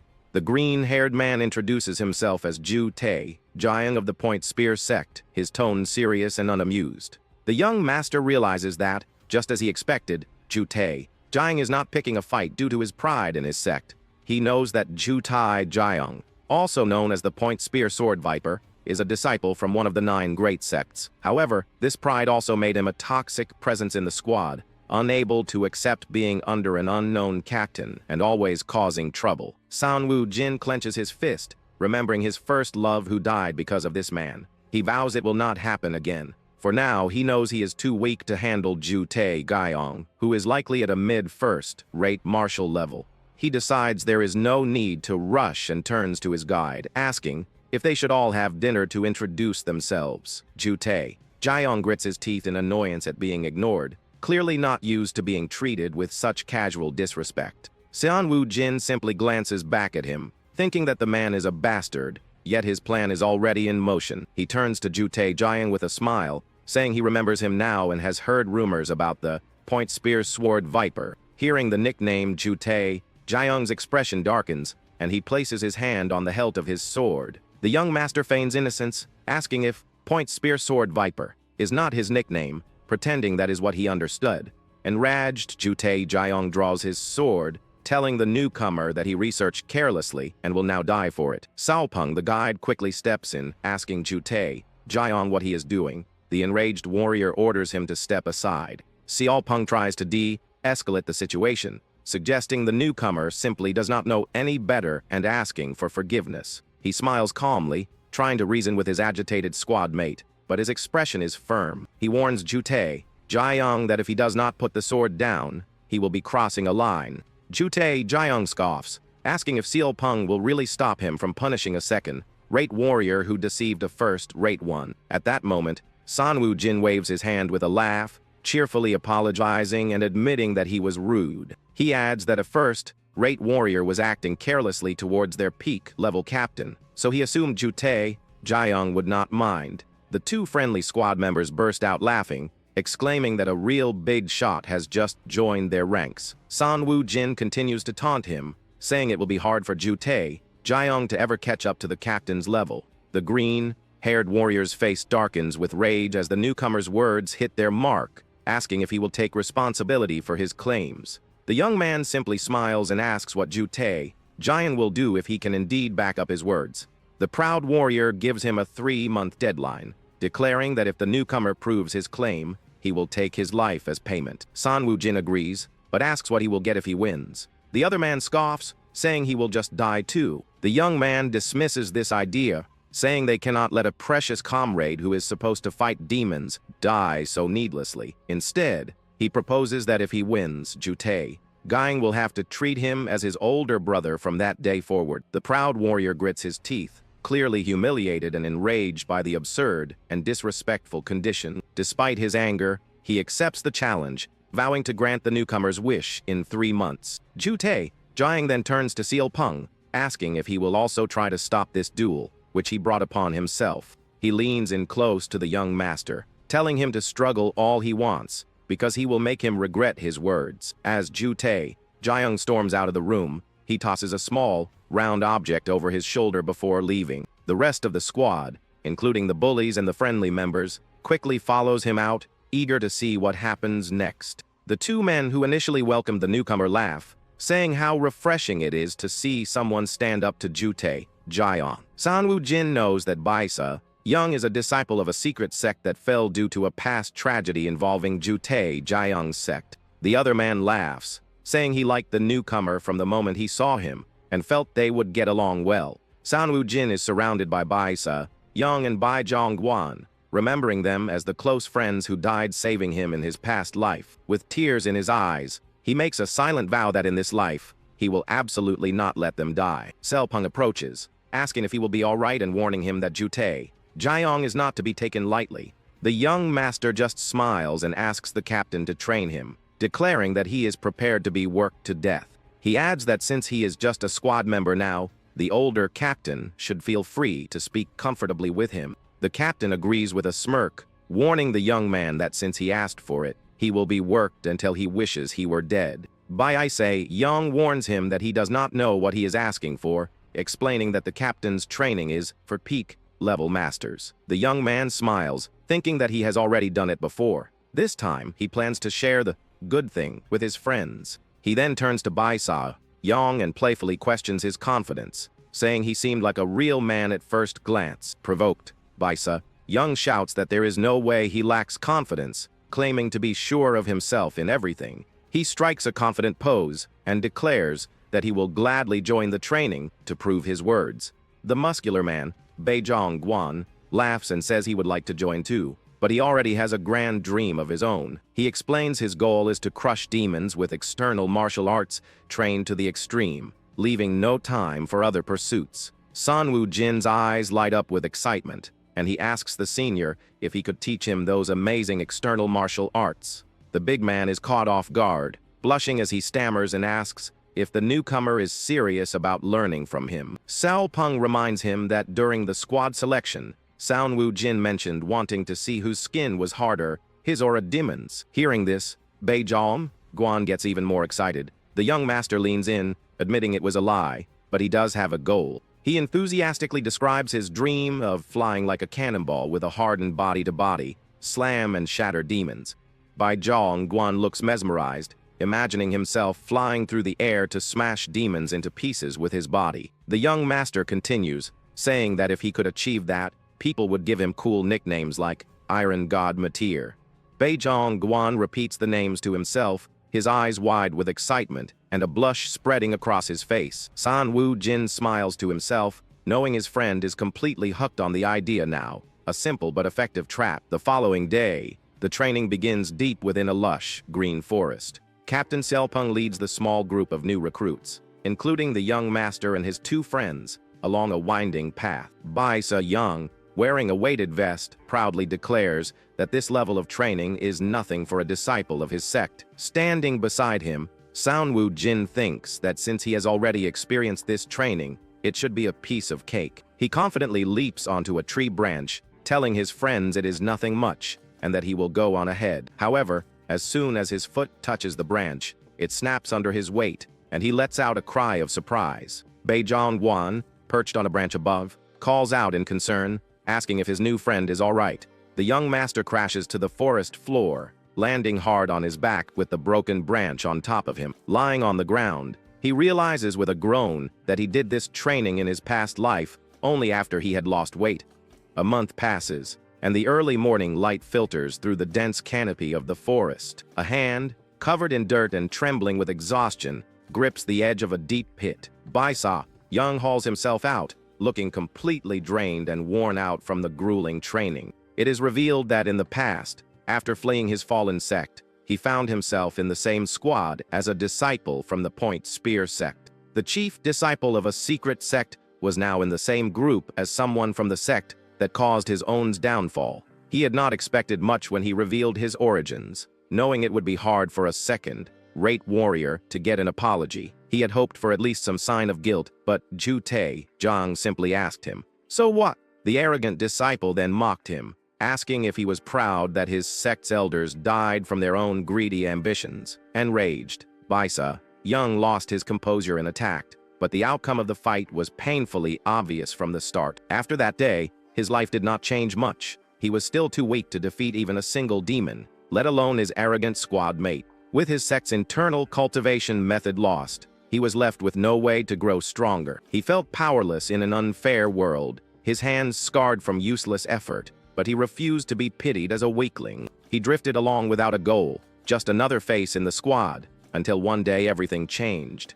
A seemingly crazy guy, Sanwoo Jin, joined the 7th squad with a wide, confident smile. This newcomer, who was only at a second-rate level and did not look like a martial artist, clashed with Jiang from day one. For some reason, this seemingly insane behavior was incredibly refreshing to the jaded Young. He ended up falling for the newcomer's provocation, pretending to be annoyed while secretly eager to join the intense training. But the very next day, lying exhausted on the ground, he realized he had made a huge mistake and was going to die.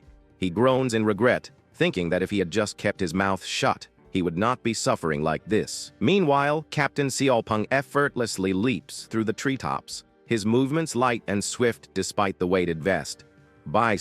Young grits his teeth, frustrated that after a month, he can still barely keep up with the captain's pace. He pushes himself to his feet, determined not to give up, no matter how much it hurts. A cheerful voice calls out to him, breaking his concentration and making him look up in surprise. Sanwoo Jin, somehow full of energy, playfully asks if he is already frustrated after just a short time. He then laughs and says that at this rate, Young might catch up to him soon, a clear taunt. The exhausted disciple glares at him, thinking he absolutely cannot lose to this guy, who is at the same level but carrying more weight. He is even more frustrated that the newcomer is learning his sect's secret movement technique so quickly. Just 3 days after the training started, Sanwoo Jin had approached him asking for help. In exchange, he had offered to teach him an internal cultivation method, recognizing the value of the secret movement technique. Fueled by this newfound rivalry, he pushes off the branch with renewed determination. He vows that he will not lose to that bastard, his eyes blazing with competitive fire. The squad's daily routine is intense. After the dawn sprint, they practice energy circulation, breath regulation, and weapons training. After their meal, the 3 men gather to practice external martial arts, pushing their bodies to the limit. In the evenings, the squad members take turns sparring with each other, honing their combat skills in friendly matches. The next day, the grueling cycle repeats, leaving them utterly exhausted but growing stronger. After another day of training, Sanwoo Jin and Guan return, greeted by the captain who notes their late arrival. A female squad member praises the young master, saying he is amazing for being better than he was yesterday. He laughs it off, saying it is nothing compared to the captain's strength, humbly deflecting the compliment. He then recalls young lady Nasio, from his past life, who warmly embraced him when everyone else called him a pig. That was when he fell in love with her, even though he could never confess his feelings or prevent her tragic death. He clears his throat, pleased that everything is going smoothly. Thanks to the influence of the 2 young ladies, the squad is focused. Both Cheong Yan and the pink-haired girl meditate peacefully, fully dedicated to their training. Cheong Yan even surprised everyone by asking to join the external martial arts training, her competitive spirit shining through. As he trains, the young master's growth rate is incomparable to his past life, thanks to the primordial infinite arts. Young is also making incredible progress, with the new cultivation method giving him wings. Guan is learning the Diamond Indestructible Sect's cultivation method, balancing his internal and external training. This sect, focused on achieving true indestructibility, trains both the body and the mind in perfect harmony. However, the young master reveals that there is no such sect. He actually gave his friend a Shaolin cultivation method and embellished the story. He sits beside his friend, meditating peacefully, thinking that as long as the motivation and results are good. 2 months pass, and the squad meditates in a clearing. The young master knows a major incident is about to happen. He recalls that in his past life, around 50 liver ghosts suddenly attacked, overwhelming their forces. The flying dragon corpse, accustomed to fighting only a few at a time, suffered a catastrophe where an entire squad was annihilated. Though he does not know the exact cause, he remembers that from that incident onward, the situation at the front rapidly worsened. But with his current status, he can neither warn anyone about the future nor prepare for it himself. He sits in meditation, feeling an immense sense of frustration knowing what is coming but being powerless to stop it. Elsewhere in the forest, a different squad captain practices his sword skills with incredible speed and precision. He complains about his popularity with insects as he effortlessly slices through a swarm of them. He wishes he were popular with women instead, swatting at the bugs that buzz around his face. With a frustrated grunt, he grits his teeth, annoyed by the persistent and unwelcome attention from the insects. He unleashes a flurry of sword strikes, his movements a blur as he cuts through the air with deadly accuracy. Every slash is precise, a testament to his exceptional skill as he continues his relentless practice. The swarm of insects falls to the ground, each one perfectly sliced in half by his masterful swordplay. His squad members watch in awe, praising his amazing 72-way sword rain-dense technique, a basic skill for his sect. They marvel at their captain's skill, wondering how much more amazing the first squad captain, a renowned genius, must be. They compare their captain, nicknamed Swift Chaos Monkey, to the first squad captain, the Clear Wind Sword Dragon, and laugh. Their captain yells at them to be quiet, furiously denying that he has no humanity for reaching peak level in his 20s. One of the female members teases him, suggesting he should try dating the vice captain if he likes her so much. The captain shouts that he is not interested in the vice captain either, getting flustered by their endless teasing. Suddenly, his expression turns serious as he senses something approaching. He orders his squad to form a defensive formation, warning them that a large number of enemies are approaching. As they prepare for battle, one of his subordinates nervously notes that there seem to be far too many enemies. A massive horde of grotesque red-eyed liver ghosts emerges from the trees, charging toward them with terrifying speed. The captain immediately engages the creatures, shouting for his vice captain to send a signal for reinforcements. He cuts down several of the monsters with a single, powerful slash, his expression grim and focused. But as he fights, he notices something that makes him pause in shock and disbelief. He curses as he realizes the creatures are far more numerous and powerful than he anticipated, and he orders everyone to retreat. At that moment, 3 powerful blasts of energy erupt in the distance, signaling the presence of at least 3 mid-level demons. Warriors run desperately through the forest, trying to escape the overwhelming horde of monsters pursuing them. One of the squad members turns to face a charging ghost fiend, preparing to hold it off. The creature is relentlessly focused on its target, swinging a powerful clawed hand without hesitation. With sweat dripping down his face, the young man raises his sword to defend against the fierce attack. He manages to dodge the main blow, but the creature's arm still grazes him, tearing his sleeve. Before he can counter, the fiend catches his sword blade with its bare hand, stopping the weapon cold. The creature's glowing eyes fix on him, revealing the usual tactic is a 2-person feint. As the fiend is distracted, another warrior approaches from behind, ready to land a decisive blow. He drives his sword forward, aiming for the creature's unguarded back, while its attention is elsewhere. However, his confident expression quickly turns to one of pure shock and disbelief. The creature, without even looking back, has caught his sword hilt with its other hand, halting his attack. The warrior looks around in horror, realizing that more ghost fiends have now surrounded him. This is the first time the 6th squad has ever faced such a large number of these monsters. The standard tactics are failing, forcing each member to fight 2 or more ghost fiends alone. The captain shouts in frustration as the chaos spreads, his comrades being quickly overwhelmed. The squad's formation breaks completely, and cries for help echo through the dark woods. The creatures are brutal and efficient, falling upon any warrior who gets separated from the group. The captain desperately yells for his men to pull themselves together and hold their ground. His face is tense with grim determination as he tries to prevent the complete annihilation of his squad. As he focuses on the enemies in front, Another fiend with glowing eyes lunges at him from behind. The creature's face contorts into a twisted grin as it closes in for the final blow. The captain looks back in shock, realizing his mistake too late as the monster attacks. He manages to block with his sword, but the battlefield is grim, with his comrades being overrun. Letting his sword fall from his grasp, he decides to rely on his fists instead. He pivots and throws a powerful punch, striking the creature squarely in the face. With fierce determination, he continues his assault, ignoring the other monsters around him. He lands another solid blow, sending the fiend reeling backward from the unexpected force. The captain follows through with a final, devastating punch that connects with the monster's jaw. Standing over the defeated creature, he takes a moment to catch his breath before facing the rest. The impact of his attack was so great that it sent several other nearby fiends stumbling back. He quickly realizes that the number of enemies is still far too great for his squad to handle. Determined to create an opening, he lets out a powerful shout, ready to make a final stand. At that moment, two warriors descend from the trees, shouting their attack names as they charge in. Elsewhere, Nasoyu and her companions stand with their swords drawn, watching the chaos unfold. Their eyes are fixed on a single figure who is fearlessly charging straight into the horde. The three women look on with expressions of pure shock, unable to believe what they are seeing.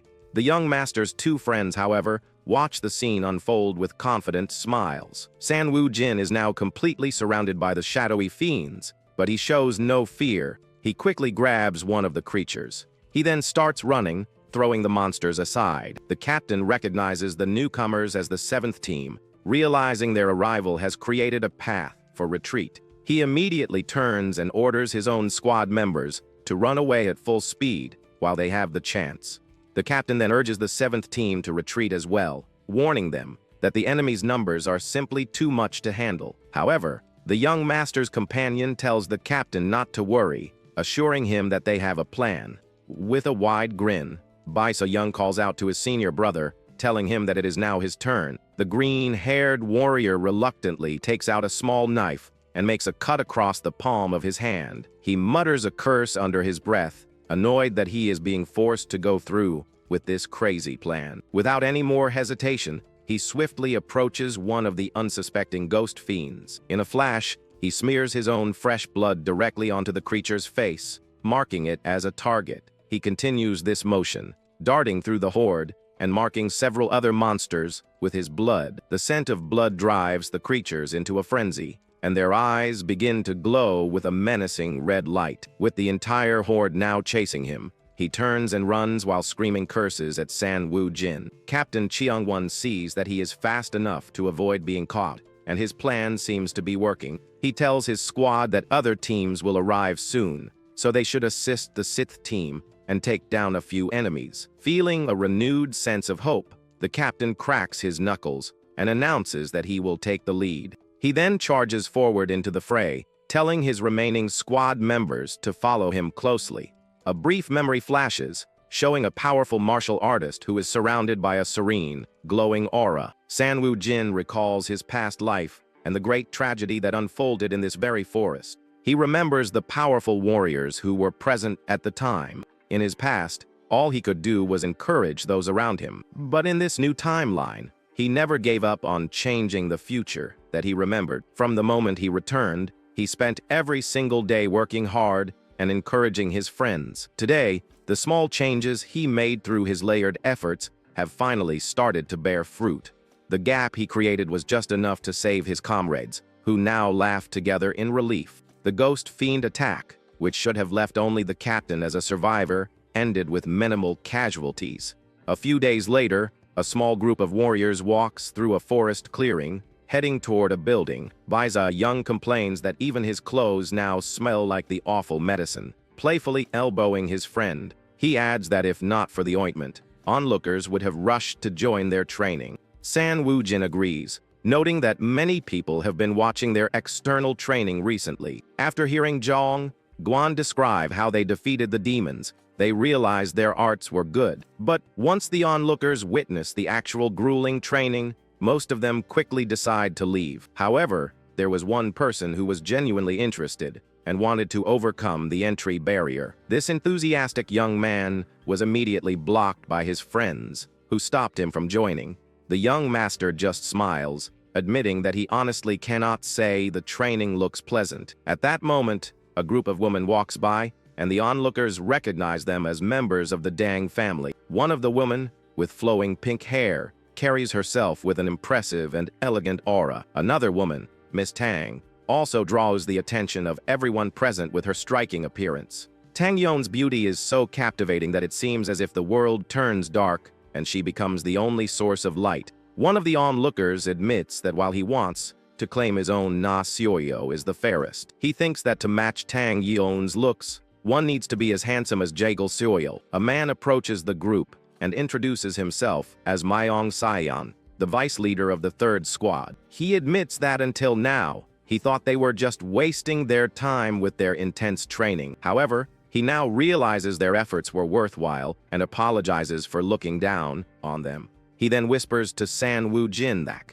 he would honestly like to learn some physical training from them. As his squad leader calls for him, he tells the young master that his dear goddess might not be so enthusiastic. He points out that she is quite clingy and possessive, contrary to her looks, before saying goodbye. As the vice leader turns to leave, San Woo Jin calls out his name, causing him to pause. The young master hesitates for a moment, a bead of sweat running down his face as he tries to find the right words. He then changes his mind, simply wishing him well and hoping they can train together next time. Myong Sayan is bold enough to openly state he has fallen for Tang Yon and serves as her vice leader. Because she is too difficult to approach, he acts as the effective squad leader of the third team. However, the young master recalls that in his past life, this man died at the hands of the very woman he loved. Tang Yun was forced to kill him after her mind was taken over by the blood cult. Later, he realized she became the woman of Ma Yujium, the fourth squad leader. In her final moments, Yujium's betrayal drove her into complete and utter despair. San Woo Jin now understands that she was not the cold, perfect woman she appeared to be. Bai Sai Young asks if he's also interested in Tang Yun. He explains that steel spirits will appear soon and he needs her help, but his friend misunderstands. Bai Sai Young teasingly asks if he loves her so much, he would be satisfied with just a conversation. As the young master looks, his friend shouts that he is in love with Miss Tang. He frantically tries to explain that it is not what it looks like, saying he just needs to talk to her, but has no connections. Na Sioyu looks on, her expression unreadable as she considers the chaotic scene before her.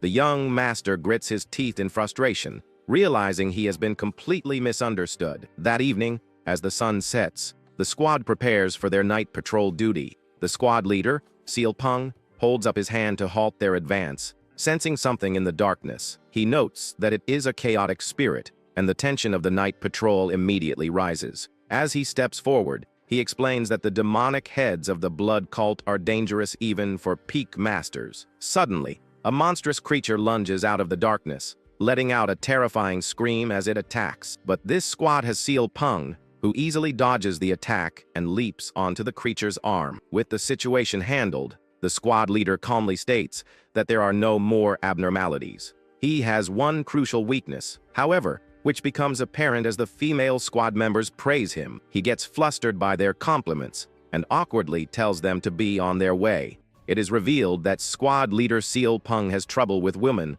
or more accurately, he fears them. The women of his squad smile knowingly, thinking that if it were not for his fear, he would be perfect. San Woo Jin remembers from his past life that the captain only overcame this fear after they lost someone. To prevent that from happening again, he knows he must take care of the one responsible for it. But everything comes back to Jut Jiang, the arrogant man who constantly undermines the captain. Bai Zai-young reminds him that his fight with the green-haired warrior is in just 2 weeks and asks if he can do it. The young master simply smiles and says he's trying his best. The captain then intervenes, speaking of his problem that it's his inner ki and that it takes years to become strong. She points out that San Woo Jin is a strange individual, as his mind has surpassed that of a first-class one. Bai Zai-young tells his friend to just let them in on his secret plan, since they are the only ones listening.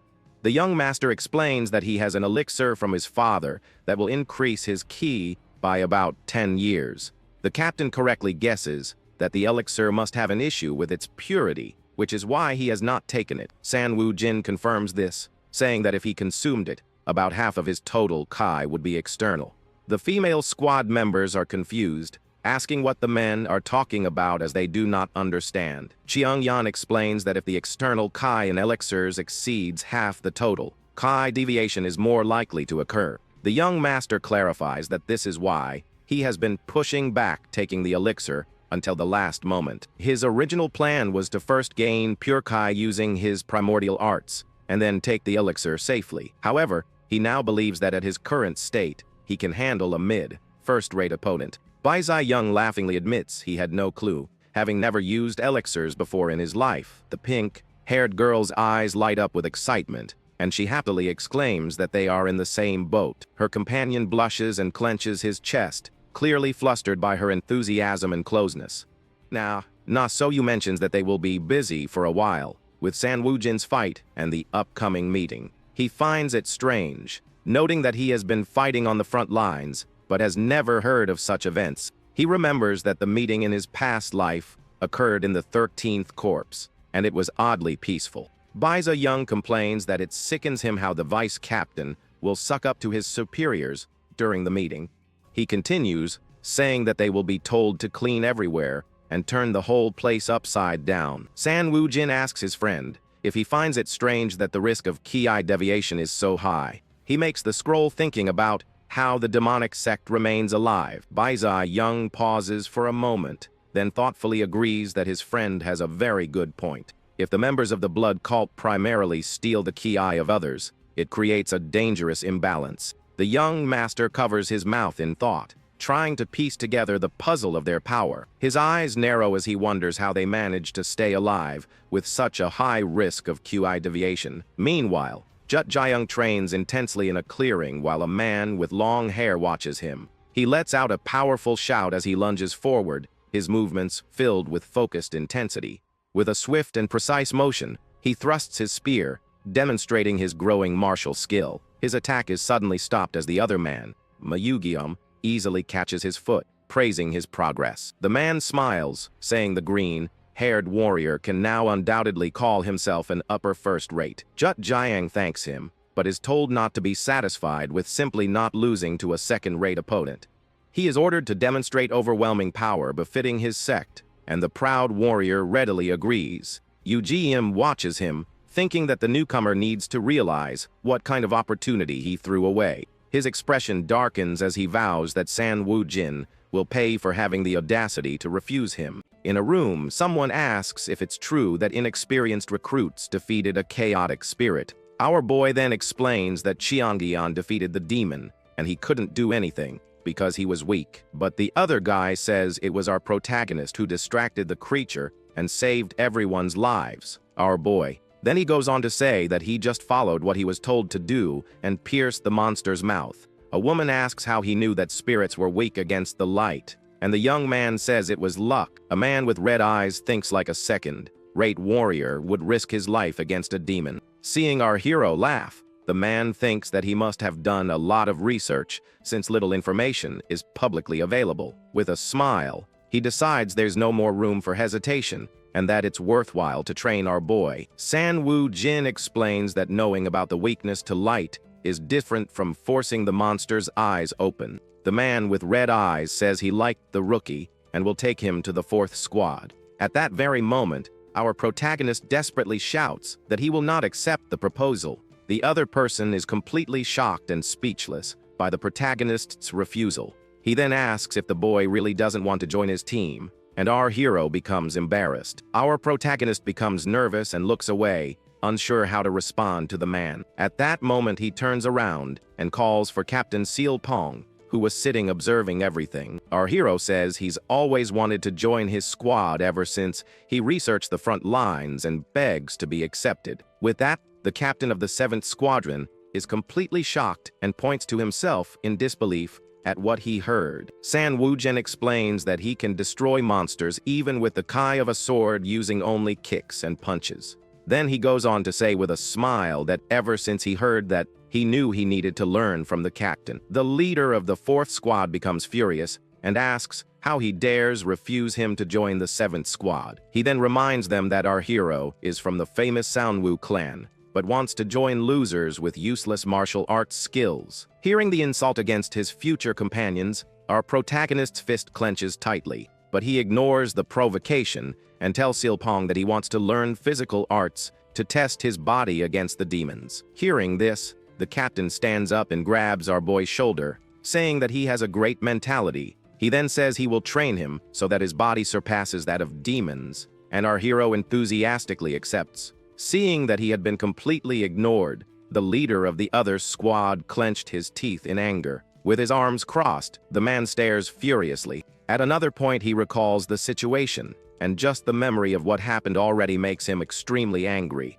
The man comments to Jae-jung about how well the rookie is doing, and that he should have used his influence to recruit him. He then says that he will make our protagonist pay for the audacity of refusing an offer from the son of the Diankang sect leader. The Diankang leader's son angrily says he will teach the newcomer the power of his sect and leaves. With a smile, Jae-jung agrees and says that they should teach our hero a proper lesson. He thinks to himself that he has no intention whatsoever of letting alive someone who has insulted him, but the rejected leader interrupts him and tells him not to exaggerate or cripple the boy. Jae-jung is shocked by the request and asks if the other wouldn't eliminate a fellow fighter. Stuttering, the man says no, but that they really need to teach the boy a lesson.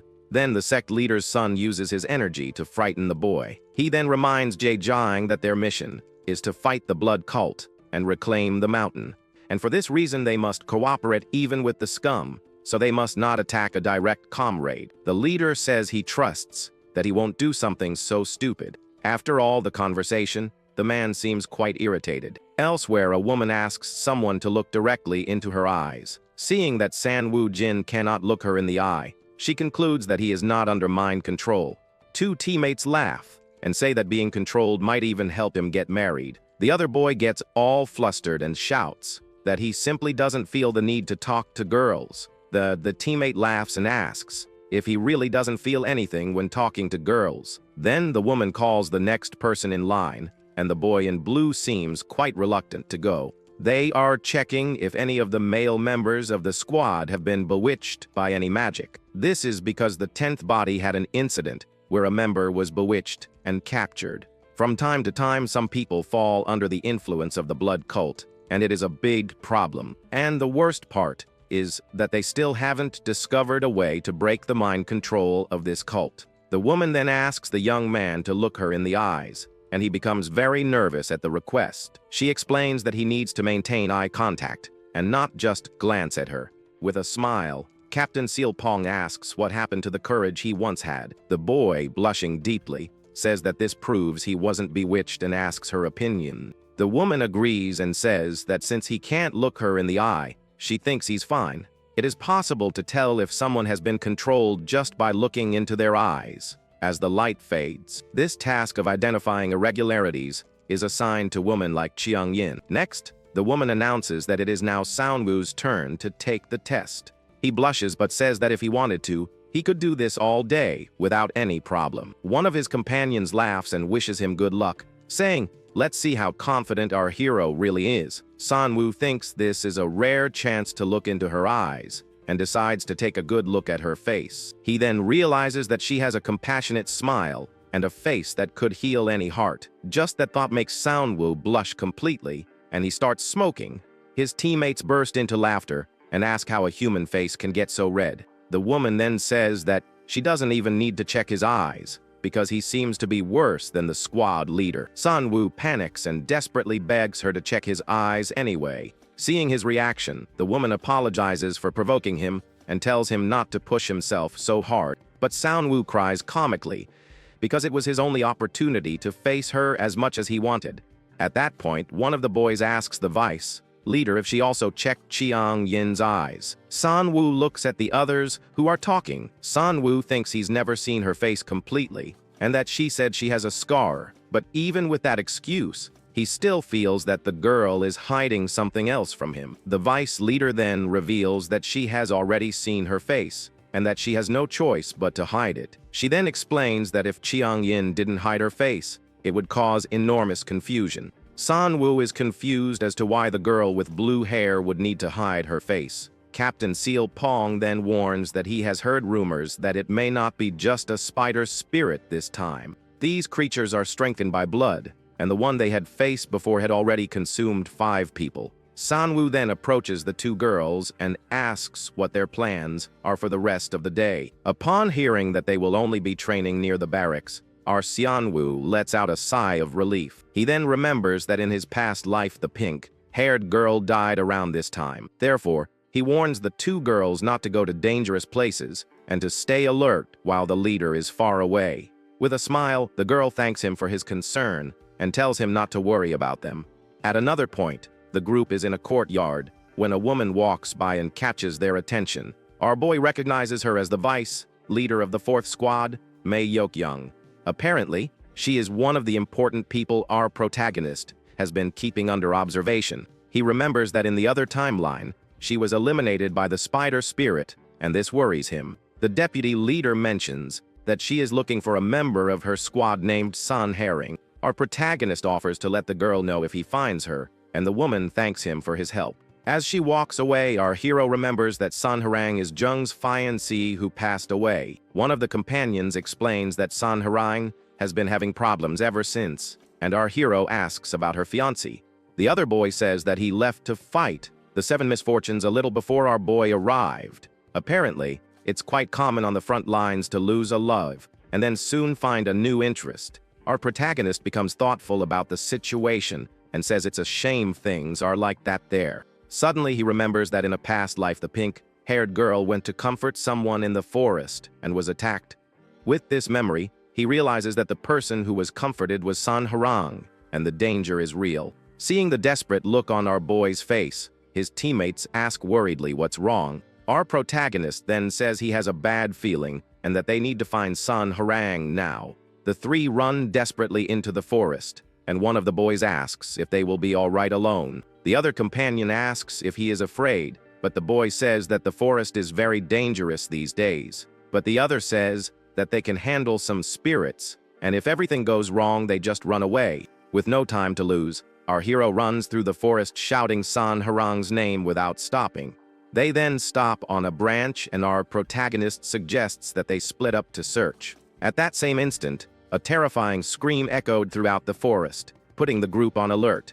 Without thinking twice, our protagonist yells for them to go and runs towards the sound, running with a determined expression. Our boy realizes that something is very wrong. Soon they find a horde of spirits surrounding and attacking a person lying on the forest floor. At that moment, one of the companions uses his indestructible charge and sends the spirits flying with a single blow. Our protagonist also joins the fight and starts punching and kicking the creatures to help his friends. After the commotion, the 3rd boy lands on a branch while the others finish dealing with the monsters. With a look of regret, our hero realizes that they arrived 1 step too late to save the girl. The 3 find Sun Harang's body and lament that she would be alive if they had been faster. Our boy wonders how she could have become so ill in such a short time against weak spirits. With a serious look, he approaches the body to investigate. He then notices fang marks on her neck and realizes that the spider spirit has been there. At that same instant, he desperately yells for his friend to move away from the body and get out of the way. Our protagonist then warns that they need to run because the true spider spirit is nearby. With an expression of pure panic, he realizes that the situation is much worse than he imagined. At that moment, the 3 look up and see a humanoid creature crouching on a tree branch. With a terrifying smile and glazed eyes, the spider spirit stares at them. Our protagonist and his friend are shocked and wonder if that thing is really smiling at them. The creature then lets out a deafening scream that echoes throughout the forest and frightens the group even more. One of the boys realizes the shout was a decoy, and our hero tells them to run south on number 3. He then begins the countdown, and the 3 prepare to sprint off in a desperate race for their lives. On the 3rd day, they all run as fast as they can to escape the terrifying creature. But the monster leaps from the branch. In an instant, the spider spirit is already on the group's trail. The friend panics and shouts that the creature is too fast and asks what they should do. Our boy thinks that if they split up, 2 will manage to escape, but one will surely be left behind, and he knows that the person who would fall behind would be himself, being the slowest of the three. At that moment, the strongest companion stops, running, and tells the others to flee while he distracts the monster. With a smile, he asks his friends to survive in his place and not die under any circumstances. Our hero is completely shocked because his friend did exactly the same thing in a past life. He remembers his companion telling him to leave, while smiling in the same way. He is smiling now. Our protagonist then clenches his teeth and tells himself to calm down and think logically about the situation. Our hero thinks the spirits have caught up with them and that there's no way the three of them can get out of there alive.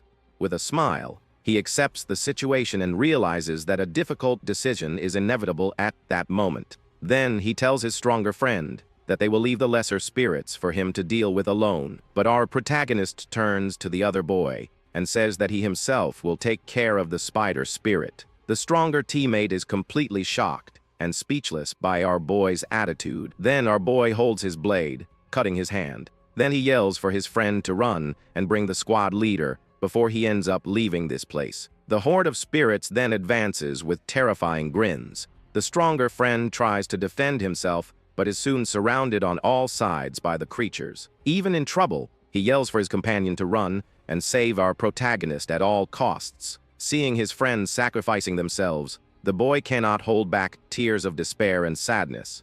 He then runs and shouts that they dare not die, for he will follow them to hell if necessary. Our hero calls him an idiot and says he will never forgive him if he leaves for such a silly reason. With his sword gleaming purple, our protagonist prepares to face the spider spirit. The spider spirit pounces furiously towards Sanwoo Jin, who waits with his sword gleaming. With a battle cry, the young man unleashes his purple energy, bracing for the monster's imminent attack. Sanwoo Jin delivers multiple energy slashes that trap the creature in a web of purple cuts. The monster looks surprised and in pain as the energy attacks hit it squarely all over its body. Seizing the opportunity, our hero leaps over the spider spirit as it tumbles to the ground. The creature lets out a terrifying shriek, showing its fury and pain after being struck. Our hero explains that brute force is pointless against his illusionary sword style, which isn't based on martial arts. But the monster quickly recovers and lands firmly on a nearby tree branch. The spider spirit glares at the young man, who is now on another branch, and seems confused about what just happened. The protagonist worries that if the monster loses interest in him, it will go after his friend, Jongwon. He thinks his friend won't last long on his own, as the spirits are numerous and cunning. So, to prevent the worst from happening, he jumps toward the creature and taunts it to keep it from attacking his partner. The taunt works, and the spider spirit turns its face toward the boy with an expression of pure rage. The monster strikes with a powerful punch, and although the young man manages to block it, the impact is still immense. Sanwoo Jin is pushed back, but holds his ground as the creature prepares for another strike. The spirit lunges forward, trying to grab him, while in the background, another similar monster watches the fight intently. Our hero mentally thanks Seyoung for the technique and hopes he brings backup in time. The creature lets out another deafening scream as the two continue their deadly clash in the forest. Meanwhile, Jongwon is in a tight spot, getting grabbed and pinned down by the smaller spirits. He struggles to break free, but the monsters give him no slack and continue their relentless assault. Jongwon manages to break free from the smaller spirits, throwing powerful punches and pushing the creatures away. But he's already sweating and looks exhausted from fighting so many enemies at once. Sanwoo Jin notices his friend is running out of steam, and he himself isn't sure how much longer he can last. He doubts he can survive until Seyoung brings the squad leader, as the situation is looking pretty dire. The protagonist thinks that the monster is strong and his sword can't pierce it, but its eyes and mouth are weak spots. He feels the pressure, knowing he has no opening to use his sword, and that if he gets caught, it's all over. The guy grumbles that he'd rather take on a chaotic spirit at night than this creature in broad daylight. Suddenly, thinking about the chaotic night spirit and the daytime spider spirit gives him an idea. He remembers hearing about a rocky mountain near this forest, and this could be his chance. With a determined look, he decides he's going to risk it all on this gamble, as it might be his only way out. So he starts running through the forest, closely pursued by the spider spirit and its smaller minions. To get an edge, He uses one of the smaller spirits as a springboard, vaulting over it with agility. The creature lets out a cry as our hero glares back at it, ready to continue his strategic escape. Without hesitation, he runs his sword through the monster, clearing a path through the horde chasing him. With a focused expression, he prepares for the next step of his risky plan to survive. One of the spirits screams as the larger spider creature closes in from behind, ready to strike. The spider spirit attacks one of the smaller spirits with a spinning blow, showing off its brutal strength. After clearing the obstacle, the monster glares at the protagonist, who dares it to try again.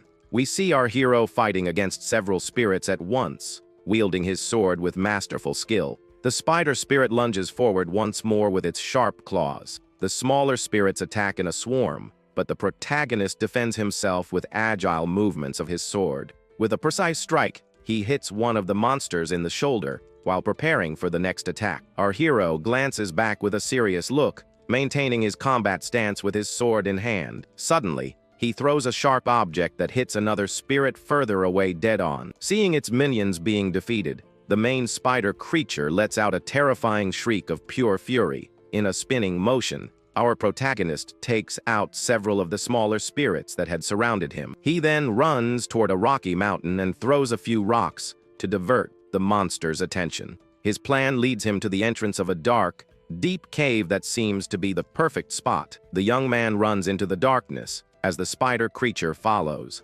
Screaming without hesitation, he goes deeper and deeper into the cave, running away from the light of the entrance and the monster's line of sight. Finally, in the pitch black, he stops and turns around with a confident smirk, waiting for his pursuer. The darkness in the cave is nearly absolute, and the monster's screams echo off the stone walls. Our hero explains that chaotic spirits are active at night, while these spider types operate during the day. This means the spider spirit relies heavily on its sight to hunt and fight effectively. But now that they're in total darkness, the creature will have to rely on its sense of smell to try and locate him. The monster screams desperately, now unable to see its target and completely lost. The protagonist can't see anything either and knows the situation is dangerous for both of them. He then calms himself and remembers his leader's training to focus and sharpen his senses. With a bloodied hand, he concentrates, trying to feel any movement from the monster in the darkness. He knows he only gets one shot and will wait for the exact moment the creature lunges to make his move. He focuses, telling himself not to be hasty and that he needs to sense the monster's location. He then calms his mind and tries to feel the flow of energy in the area to predict the creature's next move. With that, he lets a few drops of his blood fall to the ground to act as bait for the spider spirit. His eyes gleam with determination as he waits for the perfect moment to execute his risky plan. The instant the monster moves, he yells, "Now's my chance," and readies his sword, which glows with a blue light. With a swift and precise motion, he lunges forward and delivers a powerful strike into the total darkness of the cave. The attack lands a direct hit, and the spider spirit lets out a deafening scream of pain. The creature continues to shriek, and our hero, relieved, realizes his plan worked perfectly. He then breaks into a smile of pure relief, but also exhaustion. After all the tension of the fight, the young man clenches his fist, still feeling the adrenaline from the battle. He just fought against the monster, but he knows it's no time to relax and starts running out of the cave to help his friend. Outside, Jongwon is still fighting bravely against the smaller spirits that surround him on all sides. He looks surprised as one of the spirits approaches and braces for the impact of the attack. Just then, Jongwon hears his name and sees San Woo-jin running toward him to help in the battle. With a huge smile on his face, our protagonist shouts to his friend that they need to head back now. Suddenly, the other friend who went for help shows up and starts chewing them out for staying behind. He says he's just really glad they're alive, and the three of them hug, relieved to be reunited. Then, the three of them notice someone else arriving and look up to see who it is. It's the squad leader, Seal Pong, who has finally arrived on the scene with a serious expression on his face. He praises our hero, saying it was impressive that he managed to hit the monster, especially for a rookie. The protagonist looks serious and says he has something to ask the squad leader right then and there. He asks the leader to keep it a secret that he defeated the monster, as he doesn't want to attract attention. The leader warns him that he won't get any credit or fame that way, but the young man smiles and says that's fine. With a satisfied grin, he states that just surviving alongside his comrades is enough for him. Later, we see the protagonist walking alone through a dark forest at night. Suddenly, he seems to be in a nightmare and cries out desperately for his leader, Seal Pung. His eye is wide with terror as sweat drips down his face, showing his utter despair. In the dream, he finds himself alone in a dark clearing, sensing that something terrible is about to happen. He looks up with an expression of pure horror, as if reliving a major trauma. The nightmare scene is one of pure destruction, with fire and chaos everywhere, and silhouettes of people falling. We see the body of an injured person amidst the flames, revealing the tragedy he's reliving. The person's face is revealed, and she's smiling despite being gravely injured in the middle of the fire. San Woo-jin wakes up, gasping and utterly horrified by the nightmare he just had. Sitting up in bed, he watches his roommate sleep and tries to calm himself after the terrible dream. He looks at his own hands and wonders if it was all just a nightmare or a memory. Then he notices that the leader's bed is M-figures. He went to train again, as usual. The young man holds his head in despair, as the nightmare was a memory from his past life where everyone perished. He thinks that in this life, he saved a friend and trained, risking everything to achieve his goals. But with a clenched fist, he questions if everything he's doing is really enough. He knows that soon, more powerful monsters like the Cheel, Jai and the Doxa, will appear one after another. He remembers that in his past life, he barely survived, losing friends, and the demons were just the beginning. 5 years later, the Hyo Ma appeared with incredible power, and 2 years after that, the front line collapsed. The blood cult simply ignored all agreements and began to expand its territory mercilessly. Since he fell in that battle, he doesn't know if the Martial Alliance won or if the cult took over the world. Because of this, he knows that no matter the future, the only thing he can do is train every single day without stopping. But every time the nightmare returns, he wonders if all his effort is truly enough. With a determined look, he comes to the conclusion that what he's doing now is not going to cut it for what's coming. With only 2 days left until the confrontation with Ju Tae, Kaiyang, we see a group patrolling the forest. One of the girls complains that of all days, she's on patrol when she really wanted to train a bit more. She smiles, thinking she never imagined she'd one day be bummed about not being able to do a night training session. The young woman recalls that when it was decided she would go to the front lines, all she could think was that she was going to her doom. When Nasio turned 7, her mother passed away, and her stepmother took complete control of the family. The stepmother then sent her to the war and discriminated against her and her younger brother, hiding it from their father. The woman would say she couldn't send the future heir of the family to such a dangerous place. So, she would claim that for the good of the family, Nasio, you should make that sacrifice in his place. Even though it was incredibly difficult, the young woman believed that sacrificing herself was her way of serving her father. With her hands clasped, she would reply that she understood and accepted her fate without questioning her stepmother's decision. The girl knew that going there meant it was the end for her, but she didn't know how to refuse, having lived that way for so long. And sure enough, on her very first patrol on the front lines, Nasio, you faced a life-threatening crisis. She and her partner split up to look for tracks, believing a monster is in the forest. The girl runs through the forest with a look of surprise and fear on her face. She then lands near the body of her fallen partner and braces herself for whatever comes next. Analyzing the scene, she finds the monster's tracks and realizes it's very close by. She knows she needs to alert the other team members and thinks about using an emergency flare. But suddenly, the young woman senses a presence from above and looks up at the sky, completely terrified. A demon called Ma-Du drops from the sky, and the young woman instantly realizes it was all a huge trap. Desperate, she screams the creature's name and tries to defend herself, using her sword to block the attack. The young woman is quickly overpowered, her face showing pure terror, as she's pushed back by the enemy's strength. She can't hold against the pressure and ends up falling to the ground, completely defeated. A man grabs her by the chin and remarks with a wicked smile that she's a very pretty girl. The villain says she was an unexpected catch, making his nasty intentions with the young warrior clear. Nasio squeezes her eyes shut, feeling pain and disgust from the humiliating situation she's in. The man leans over her, ready to harm her, with the girl unable to do anything to fight back. Suddenly, someone appears and lands a powerful punch on the villain's face, sending him flying. The scene shows the impact of the blow and the arrival of an unexpected savior for the girl in Pural. The man gets up furiously and yells out, asking who dared to interrupt his plans like that.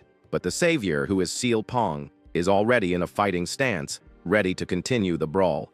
Without wasting a moment, he lunges forward again and throws another punch with all his might at the enemy. Lying on the ground, the girl wonders what just happened, as she thought her time was up. After the commotion, the forest falls silent, and a calm light illuminates the area. Seal Pong rushes over to Nasio and asks with concern if she was hurt in the scuffle. He then offers his hand to help her up, and the girl looks at him with tears in her eyes. With a confident smile, the warrior tells the young woman that everything is okay now that he's here to help. The young man then gets closer to her and starts to say something while the girl is still on the ground. He notices she was hit with a pressure point strike and says he'll help her with that. After he helps her, she smiles happily and leans on him, completely relieved and grateful for his help. But the warrior looks incredibly embarrassed and awkward with the girl's sudden closeness. She remembers that in that moment, she forgot all her fear and just burst out laughing. Later, he was chosen as the leader of the newly formed Squad 7, and she decided to follow him. The girl thinks to herself that those were the happiest moments of her entire life up to that point, and she feels that even if she were to pass on tomorrow, she wouldn't regret any of her choices.